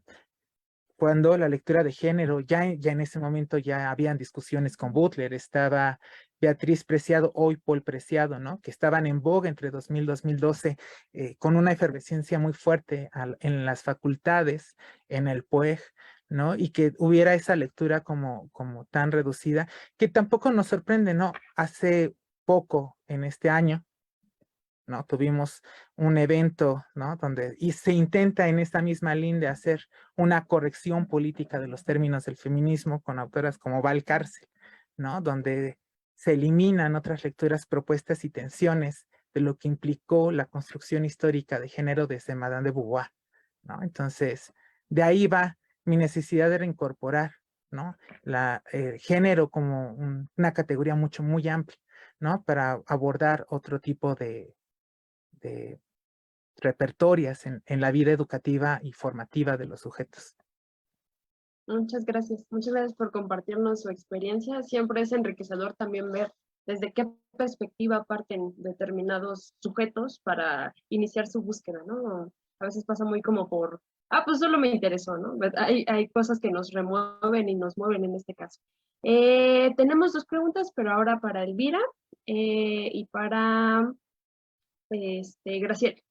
Y la primera es por Ingrid López. ¿Se podría considerar Violetas de la Náhuatl como la primer publicación feminista? ¿Dónde podemos conocer más sobre la publicación? Hola, sí, gracias por la pregunta. Y podríamos considerarla, aunque claro, es otra época, son diferentes maneras de pensar, pero sí, esta exploración que hicimos a los periódicos del siglo XIX, es raro que te encuentres una publicación en donde cuestionan, en donde hacen otras propuestas, y sin duda, pues sí, Laureana Gruay va marcando ahí una pauta muy representativa. Precisamente Lourdes Alvarado recupera 2 libros muy significativos que estaban perdidos de Laureana Gruay y que se pueden consultar en línea. Ahí pueden ver toda esta visión que tenía Laureana. Y pues ahora la hemeroteca digital, les decía que tiene escaneados todos estos textos de Violetas de la Náhuatl y las podemos consultar. Y pues yo bien atrevida, acabo de publicar una novela histórica sobre la vida de Laureana Wright y las Violetas de la Náhuatl. Es un libro que se llama Tinta Violeta y lo pueden bajar gratuitamente de Documentos y Estudios de la Mujer, de DEMAC.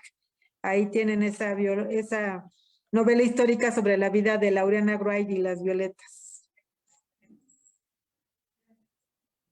Muchísimas gracias. Y la segunda pregunta también es para ustedes. Bueno, también aquí el profesor Eric ya también nos colocó una liga y en cuanto podamos la trasladamos al Facebook. Por su parte, Betty Ortega nos dice, ¿es posible pensar en la siempre viva de Rita Cetina como un antecedente que influyó en las Violetas de la Náhuatl? Sí, claro que sí. Además, mis colegas de Yucatán luego me dicen, Elvira, no se te olvide la siempre viva, hablando siempre de las violetas, y nosotros también hicimos un trabajo muy importante y muchos años antes que las violetas. Sí, sí, sí, y yo quiero imaginar, lo supongo en mi novela histórica, que sí se conocieron Rita, Laureana, todas ellas, y que de alguna manera compartieran estos ideales y estas visiones.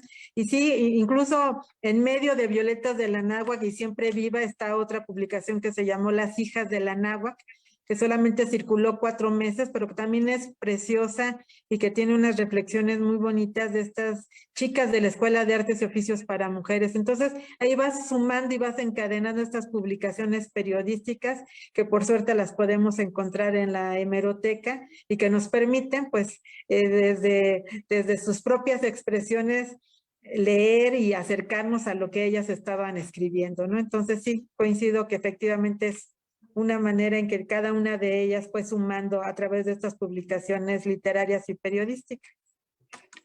Muchísimas gracias. Tenemos una pregunta más que es para el profesor Eric y nos dice, ¿cómo podemos despatriarcalizar el archivo para recuperar las memorias de las nuestras? E inclusive también pudiera aplicarse para para Elvira, porque en efecto digámoslo así, la recuperación que hicieron del periódico también viene desde una concepción quizá patriarcal o no, ¿no? Entonces también si ustedes tienen algo que acentuar por allí, adelante. Yo creo que tiene que ver también con las lecturas en cómo planteamos el ámbito de lo histórico, ¿no?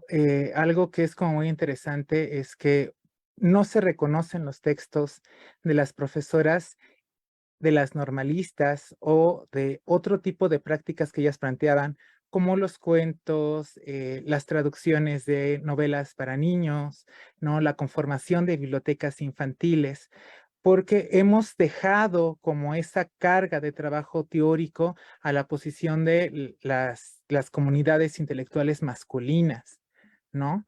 Porque es muy curioso, creo que lo han presentado durante toda la jornada, seguramente también el día de mañana se va a presentar. Anunciamos que nuestras normalistas, nuestras pedagogas que han quedado en el INDE, van a estudiar, traen trabajos de Fruebel, traen la lectura de Dewey, ¿no? Pero las reconocemos justamente porque traen la lectura de Dewey, traen la lectura de Fruebel, ¿no? Como si en la marca masculina del estudio teórico, ellas quedaran entonces validadas epistemológicamente a justificar lo que ellas escriben, ¿no? Entonces, tiene que ver con la forma en cómo leemos y las categorías que trabajamos. Por eso yo apostaba que era necesario desde la posicionalidad hacer una apertura respecto a cómo planteamos las categorías de sujetos, prácticas y lecturas teóricas para poder romper también con nuestras propias lecturas normativas que desde el género nos hacen justificar epistemológicamente que trae un trabajo de esa índole. Por ejemplo, nadie habla del trabajo ni de los textos de la sobrina de Fruebel, quien reincorpora la discusión de las maternidades muy cercana a la lectura de Pestalozzi, donde involucra más bien un cuidado y respeto a la vida, ¿no? Donde no es necesariamente la procreación, ¿no? No es necesariamente la posición de madre esposa, estoy pensando con los cautiverios de las mujeres, ¿no? Y hay otra forma de significar, ¿no? De la sobrina de Fruebel para replantear la lectura de maternidades que se planteaba, por ejemplo, en el caso alemán, ¿no? De la educación de lo femenino respecto a el ámbito doméstico, ¿no? También hacer ese tipo de reconfiguraciones. Pero cuando nosotros leemos en el presente histórico, me pasaba mucho en experiencia personal, porque no dejamos de pensar bajo ciertas estructuras. Es muy difícil, decían en la mesa anterior, desaprender, ¿no? Ciertas estructuras, formas de pensar, imágenes de mundo y vida, ¿no? De maternidades, ¿no? Dejarlo como a un lado porque eso es malo para la lectura sobre el tipo de mujeres que estamos planteando en el presente histórico, pero que en su connotación histórica también tuvo ciertas configuraciones, ciertas lecturas, ¿no? Que le dieron nuevos significados, que eso nos permitiría entonces sí intentar impugnar esa lectura patriarcal que hacemos del archivo, ¿no?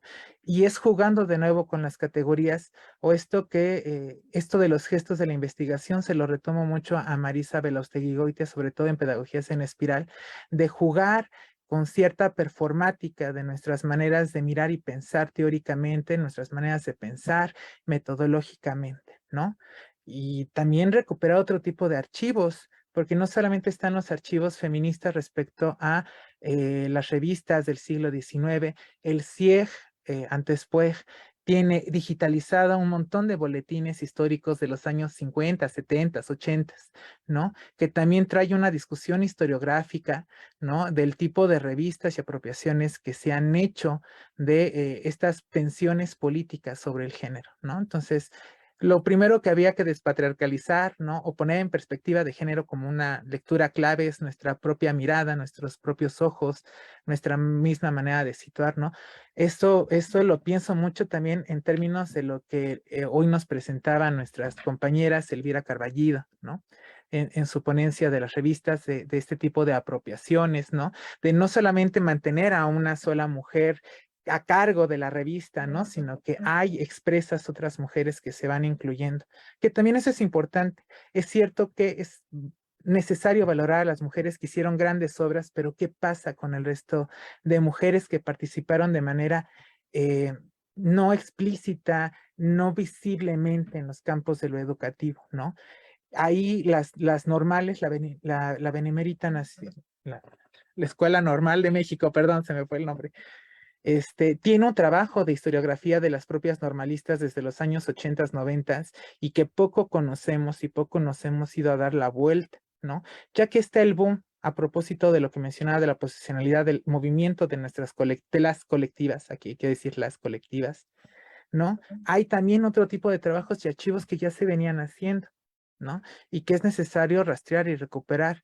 Es importante Estefanía Castañeda, el pleito con Rosaura, ¿no? Hay otras normalistas, las que yo presentaba en la revista Senda Nueva, en las mismas historiografías de mujeres normalistas en Chihuahua. Una de ellas viene de allá, Barragán.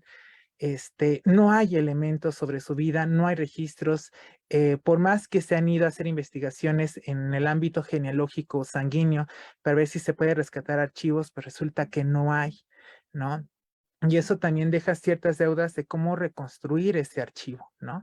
Si es necesario otro tipo de repertorios, otro tipo de reconfiguraciones que no hayan sido marcadas por la lectura de estos grupos intelectuales masculinos o siendo aún mujeres con una lectura patriarcal que ponen en suspenso este tipo de aventura de adentrarnos a archivos que ya están inexistentes.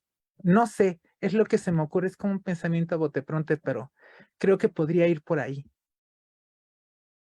Muchas gracias, profesor. Elvira y Graciela, ¿quisieran acotar algo más? Pues a mí lo que me admira es que nosotras empezamos a trabajar cuando seguramente Eric todavía ni nacía, que está tan jovencito y sabe tanto, y que finalmente coincidimos totalmente, ¿no? A lo mejor en esa época de los 80 todavía no había estos cursos que él ha tomado y que le dan esta mirada tan transparente, pero me encanta porque cuando estabas haciendo la pregunta yo pensé, es que lo que tenemos que ver es nuestra mirada, las preguntas constantes, ¿no? De que de pronto te hablan del siglo XIX y tú dices, bueno, ¿y dónde están las mujeres? Te hablan del periodismo del siglo XIX y dices, ¿y dónde están las mujeres? Y ahí están también hombres maravillosos, pero hay que recuperarlos. Y yo creo que ahorita con estos estudios, con gente maravillosa como también, como tú también, que estás bien jovencita, y ahorita las dos estamos diciendo, y aquí las dos viejitas vinieron a hablar de experiencias personales, pero sí, yo coincido totalmente con Eric y realmente nosotras ahorita estamos celebrando que jóvenes como ustedes se interesen, abran estos espacios y nos permitan compartir esto que tanto nos ha gustado, que es recuperar a las mujeres y darle esta visión, ¿no? Y aquí en el estado de Hidalgo, pues estamos también haciendo esta tarea de recuperar a maestras como María Luisa Ross, que ahorita ya está siendo más visible en este contexto, Elisa Cuña Rossetti, muchas que también estuvieron escribiendo y que pues ahora aquí en Hidalgo también las estamos haciendo visibles y dejándonos llevar por este ritmo que bien señala el querido Eric, de ponernos estos lentes con esta perspectiva de mujeres, de feminismo, de género, y pues marcar esta pauta. Así que pues queremos también aprovechar para agradecer este espacio y conocerles y aprender tanto. Gracias. No, gracias a ustedes, profesoras. También su trabajo es maravilloso. Adelante, profesor Pons. No quisiera monopolizar la palabra, no sé si hay más preguntas en el chat. No, por ahora no, más que hay una en Facebook, pero bueno, si quiere la digo y vemos qué Por tal favor. es. Sí, por favor. Me parece muy interesante e importante lo que se habla, lo que se ha hablado. Pero ¿dónde queda la educación a grandes masas? Me refiero a grupos numerosos con los que las maestras lidian todos los días. ¿Alguna se ha puesto a investigar cómo dar una educación significativa a grupos tan diversos, pero donde meten a 45 o 50 alumnos por aulas? Entonces, no sé qué tan pertinente sea o... Ok, Yo puedo comentar, gracias. no lo abordó directamente, es necesario este tipo de estudios también. En el ámbito de las repertorias, yo creo que lo que comentan en Facebook es sumamente pertinente. Ahorita recordando otro texto de otro proyecto sobre la conmemoración del centenario de la SEP, José Vasconcelos, en un proyecto editorial que tenemos, recuperaba yo, por ejemplo, la situación de Juana Manrique Lara, porque había un trabajo de sacar el ámbito de la discusión de la alfabetización cultural, política, comunitaria, obrera del proyecto vasconcelista, y muchas bibliotecarias lo que hacían era replantear los perfiles de las mismas bibliotecarias, las mismas libreras, para sacar a los niños a hacer trabajo de lectura pública, donde podían congregar estudiantes entre 60, 70, no era traer a los niños de una comunidad, de un barrio, al espacio público para las lecturas amplias. Me voy a permitir leer un fragmento del texto de Juana Manrique, ¿no? Que también recupero de esta otra investigación de Marta Alicia Ñorbe Guillén, donde dice, abro cita, debemos de plantear el perfil de las bibliotecarias culturales como unas educadoras, maestras y colaboradoras afectivas y valiosas, no solo de los maestros de las escuelas, sino amigas cariñosas e inteligentes de niños y jóvenes que concurran en el espacio público, a los cuales ayudar con consejos y guías de formación, tanto de sus gustos literarios, la selección de obras y leer, escucharnos en voz alta. Para tener todas estas cualidades será necesario que se posean por parte de las bibliotecarias una vasta cultura general, un conocimiento extenso de la pedagogía, lo que involucra también otras didácticas para poder trabajar con comunidades y grupos de niños amplios. Cierro cita, ¿no? Entonces, ahí hay otras lecturas, hay otro tipo de investigaciones presentes, ¿no?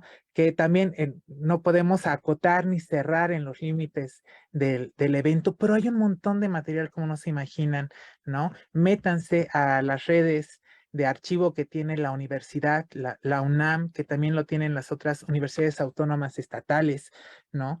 De Juana Manrique yo lo saqué de la Universidad de Tlaxcala y encontré otro texto de la Universidad Autónoma de Ciudad Juárez que también trae una amplia lectura y bagaje sobre historia de género que es importante, ¿no? Hay también estas discusiones de estas repertorias, ¿no? Y aquí no estamos hablando de normalistas, sino de una bibliotecaria que apuesta por un trabajo pedagógico amplio, no en la escuela, sí con comunidades amplias de infancias y en la lectura y en la participación de lo público, de la calle, de salir con los libros a las calles para leerles a los niños, que también era una consigna de la revista de Aladino que se incorpora al proyecto editorial vasconcelista de la SEP, ¿no? La apuesta era que esos libros no solamente fungieran como mediar e informar a las comunidades sobre lo que estaba haciendo el trabajo Vasconcelos, sino el trabajo didáctico y pedagógico de una lectura pública, ¿no? Donde la lectura se hiciera en la calle, no solo en la escuela, que los niños, los estudiantes también pudieran leerle a los padres y desde ahí trabajar otro tipo de alfabetizaciones.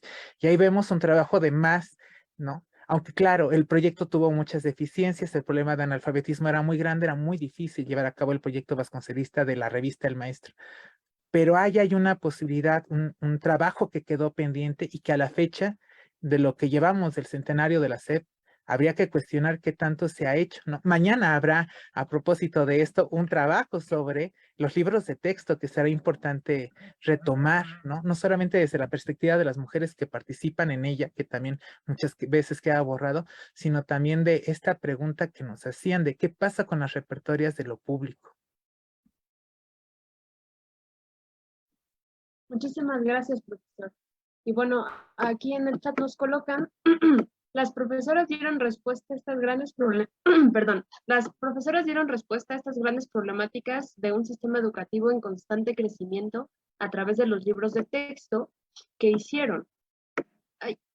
Y las propuestas pedagógicas para dar respuesta a las necesidades de su momento, como el vincular los contenidos con la realidad mexicana. Entonces, sí, ahí para redondear un poco la última pregunta. No sé si gusta acotar algo más, Elvira y Graciela, o le damos la palabra al profesor Borges, ¿no? Ok. Adelante, profesor, ya no hay más preguntas por ahora. De acuerdo, agradezco la palabra.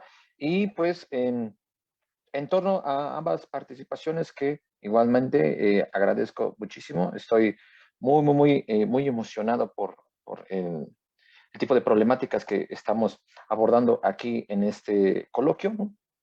No olvidemos que nuestras normalistas, nuestras educadoras, nuestras pedagogas, nuestras periodistas, nuestras bibliotecarias, fue preocupación por ellas la educación popular.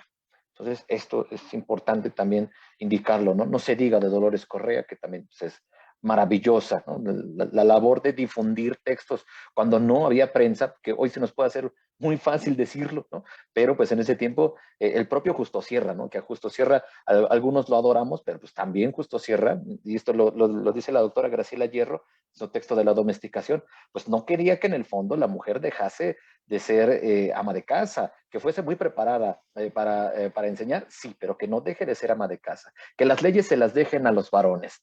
No, no, no, no, no. O sea, si algo hemos visto a lo largo de este primer día del coloquio, es que las mujeres toman la escena política y qué bueno que sea así, porque la educación es uno de estas formas de poder vincularse entre ellas, pero encuentran la poesía, la literatura, las ciencias, ¿no? Como uno de esos, una especie de agenda que se está construyendo en colectivo. Y a partir de ahí, pues bueno, yo quisiera hacer dos preguntas, aunque yo sé que el tiempo se nos acorta. Mencionó maestro Eric hace rato sobre Wilfred Carr, ¿no? Wilfred Carr recupera incluso la categoría de deliberación, ¿no? O frónesis para poder plantear una reconstrucción del objeto de estudio, en este caso, pues de la educación o de la pedagogía, y quería preguntarle si, de qué manera se recupera la deliberación dentro de estos debates historiográficos en los que la memoria pues, se plantea como necesaria, ¿no? Ya lo veíamos desde la primera participación con la doctora Patricia Zune. Y en torno a la participación de la doctora Carballido, ¿no? Y a la doctora Menésigo, que pues estamos muy agradecidos por contar con su presencia aquí en el coloquio, tener quienes hayan participado de la historia misma del periodismo en México es fantástico, ¿no? En la revista FEM, y que además pues haya una trayectoria dedicada a hablar sobre prensa femenina, es increíble, ¿no? Es formidable para que en este coloquio podamos dar a conocer también su trabajo, ¿no? Y que pues, les encante Matiana Murguía, que les encante nuestra Dolores Correa, ¿no? Que les encante Rosa Navarro, es también un plus, porque creo yo, y aquí quiero comprometer a la comunidad pedagógica, falta recuperar a nuestras figuras femeninas de la teoría pedagógica, ¿no? Porque no solamente copiaron planteamientos de un lado u otro, de una revista u otra, también adaptaron a la realidad educativa nacional, ¿no? Y a mí, aunque a veces me faltan las fuentes, quisiera yo comentar, ¿no? Muy brevemente, por ejemplo, que hace poquito se publicó el texto de Las hijas de la náhuatl, un ensayo literario de la doctora Clara Ramírez, en donde encontré algunos textos de Matiana Murguía, y pues la pregunta aquí es para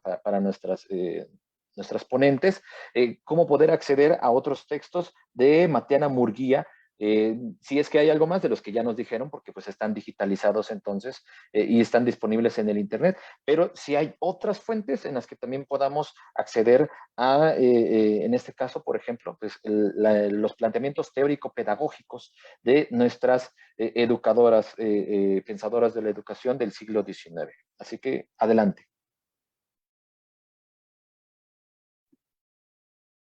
Como siempre, las preguntas del profesor Pollux son preguntas de examen, ¿no? De grado, de licenciatura, maestría, doctorado. Muchas gracias. Siempre agradeceremos las preguntas del doctor Pollux, ¿no? Que difíciles de contestar en 5 minutos, ¿no? Pero sí hay algo muy interesante de la recuperación que hace Carr. No solamente es de la lectura fonética, ¿no? Desde Gadamer. En ese mismo texto de Educación sin Teoría que está traducido al español, si no saben dónde encontrarlo, busquen Cartografías, Ana Gallardo, revista de Filosofía y Letras. Ahí está la referencia completa, se puede acceder al texto en línea, ¿no? Pero no solamente retoma la frónesis desde la lectura de Gadamer, ¿no? Hay toda una propuesta postfundacionalista, ¿no? De no dar por hecho un cimiento de estatuto epistemológico respecto a nuestras formas de teorizar. Lo interesante de ahí, que además recupera a Guerre, recupera a Foucault, recupera a Derrida, recupera, si no mal recuerdo, a Deleuze y Guattari, a Gadamer, etc. La idea es también replantear la lectura desde la práctica, ¿no? Esta condición ético-política ¿no? De nuestras maneras de pensar que pueden accionar o dirigir rutas de acción, ¿no? Donde la teoría no solamente quede en este ámbito de abstracción, que muchas veces termina siendo no una mirada para dirigir la acción, no estemos pensando en los términos padmerianos de comprensión, interpretación, aplicación del círculo hermenéutico, ¿no? De que podamos dirigir una dirección, no solamente al pensamiento, sino a las acciones, ¿no? De ahí la lectura tan interesante de Carr, porque hay una apuesta por retomar la parte práctica que no se reduce a las meras acciones, sino un pensar, ¿no? Que oriente desde cierto juicio la acción del ámbito educativo, que no sea solamente delimitar normativamente, ¿no? Desde la lectura del estatuto científico, de la pedagogía, desde los parámetros de la ciencia, cómo comprender la educación, sino que también nutrirla de las prácticas que suceden en acto, ¿no? En ciertos contextos y que nutren nuestras maneras de teorización, ¿no? Ahí, por ejemplo, la recuperación, Carr no lo hace de manera directa, pero sí hay un juego entre la lectura de frónesis entre Foucault y Gadamer con la lectura que hace Pierre Aubin sobre la frónesis en Aristóteles en los años, si no mal recuerdo, 40, 50, ¿no? Que ahí está el texto de Pierre Aubin, ¿no? Que es un gran filósofo filólogo que aborda la lectura aristotélica, particularmente de las éticas, para recuperar el concepto de frónesis como categoría de filosofía práctica, ¿no? Que está muy acorde a esto, porque posiblemente lo que yo dije sobre el juicio y demás puede sonar muy kantiano, ¿no? Las tres críticas, ¿no? Pero desde ahí replantear también otros parámetros para hacer teoría, ¿no? Desde lo sensible, la vida sentiente, las biografías, para decirlo en clave de género, acuerpar también la teoría, ¿no? Entonces, desde ahí podría venir una lectura posible de la frónesis en Carr. Y más preguntas, ya no. Ya acabó el examen.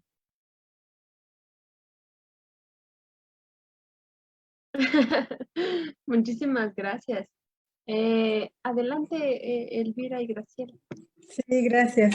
Pues sobre Matiana Murguía, obviamente, pues sí, en Violetas de la Náhuac vamos a encontrar sus textos de manera digital ahí en la hemeroteca, pero después, precisamente una publicación que va a fundar Dolores Correa, que es La Mujer Mexicana, por lo menos vamos a encontrar ahí otros textos todavía de Matiana y pues insisto, este homenaje que le hacen cuando ella fallece, y hay unas reflexiones muy bonitas de su hijo, de su hija, de mujeres que fueron sus alumnas, entonces pues también es la forma en que podemos advertir la importancia y la representación que tuvo ahí Matiana en todo este contexto tan importante, ¿no? Entonces, bueno, yo espero que también este escenario pues provoque a más gente joven como ustedes para que exploren más sobre Matiana, que seguramente debe de haber ahí con su familia o con alguien que por ahí nos quiera apoyar.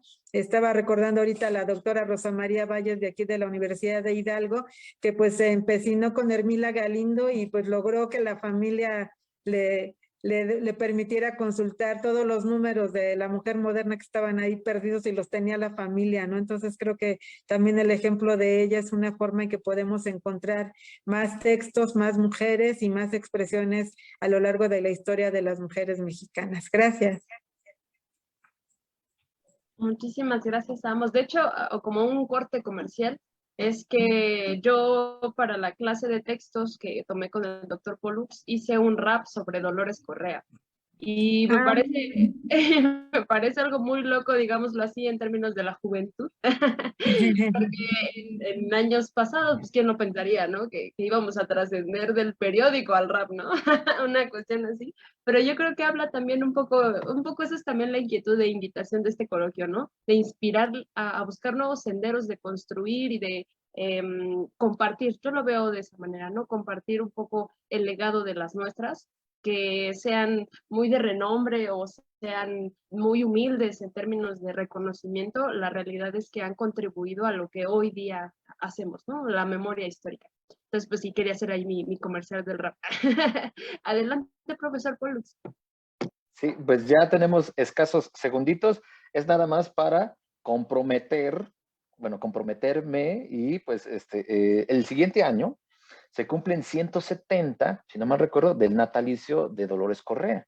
Entonces, para nosotros sería muy importante que hubiese una segunda edición de este coloquio de historiografía de la educación y la pedagogía en México, y que así como se lo dedicamos este año a Estefanía Castañeda, pues para mí sería formidable que se lo dedicásemos a Dolores Correa y Zapata para el siguiente año, ¿no? Entonces, para que se nos vengan también muchas propuestas de otras educadoras, así como las que ya mencionaron, de Rosa Navarro, por ejemplo, ¿no? Recuperar el pensamiento de Laureana Wright y de otras tantas que tenemos ahí en Violetas de la Náhuac, ¿no? Entonces, pues, de una vez, yo me comprometo públicamente y pues, yo sé que encontraremos, porque pues para mí es fantástico, estudiantes, alumnas, ¿no? Que se han tomado como un propósito muy importante, recuperar las nuestras, y pues es importante también decir que este diálogo intergeneracional, ¿no? Como con ustedes, con la doctora Elvira, ¿no? La doctora Graciela, que pues es importante recuperar la producción para que podamos establecer un diálogo muy, muy, muy nutrido al respecto, ¿no? Yo agradezco muchísimo, por mi parte, pues es todo. Y muchísimas gracias por parte también mío, Norma, que tuve el honor de coordinar esta y de moderar esta. También agradezco muchísimo a las 3 ponencias. Ya no pudimos ir de primero, pero de manera general fue bastante nutritivo el espacio que gestamos por aquí, ¿no? Pues muchísimas gracias a los ponentes, a los que hicieron preguntas, al doctor Pollux por organizar el coloquio y a todos los que le entramos a la chamba de recuperar a las nuestras. Les esperamos para las siguientes mesas, todavía tenemos bastante hilo para tejer hartas memorias y pues eso es todo de mi parte. Muchísimas gracias también a todas. Los esperamos para mañana a las 10 de la mañana con una mesa fantástica de historia de la educación, historia de la pedagogía. Hasta luego. Y muchas gracias a nuestras acompañantes, nuestros ponentes.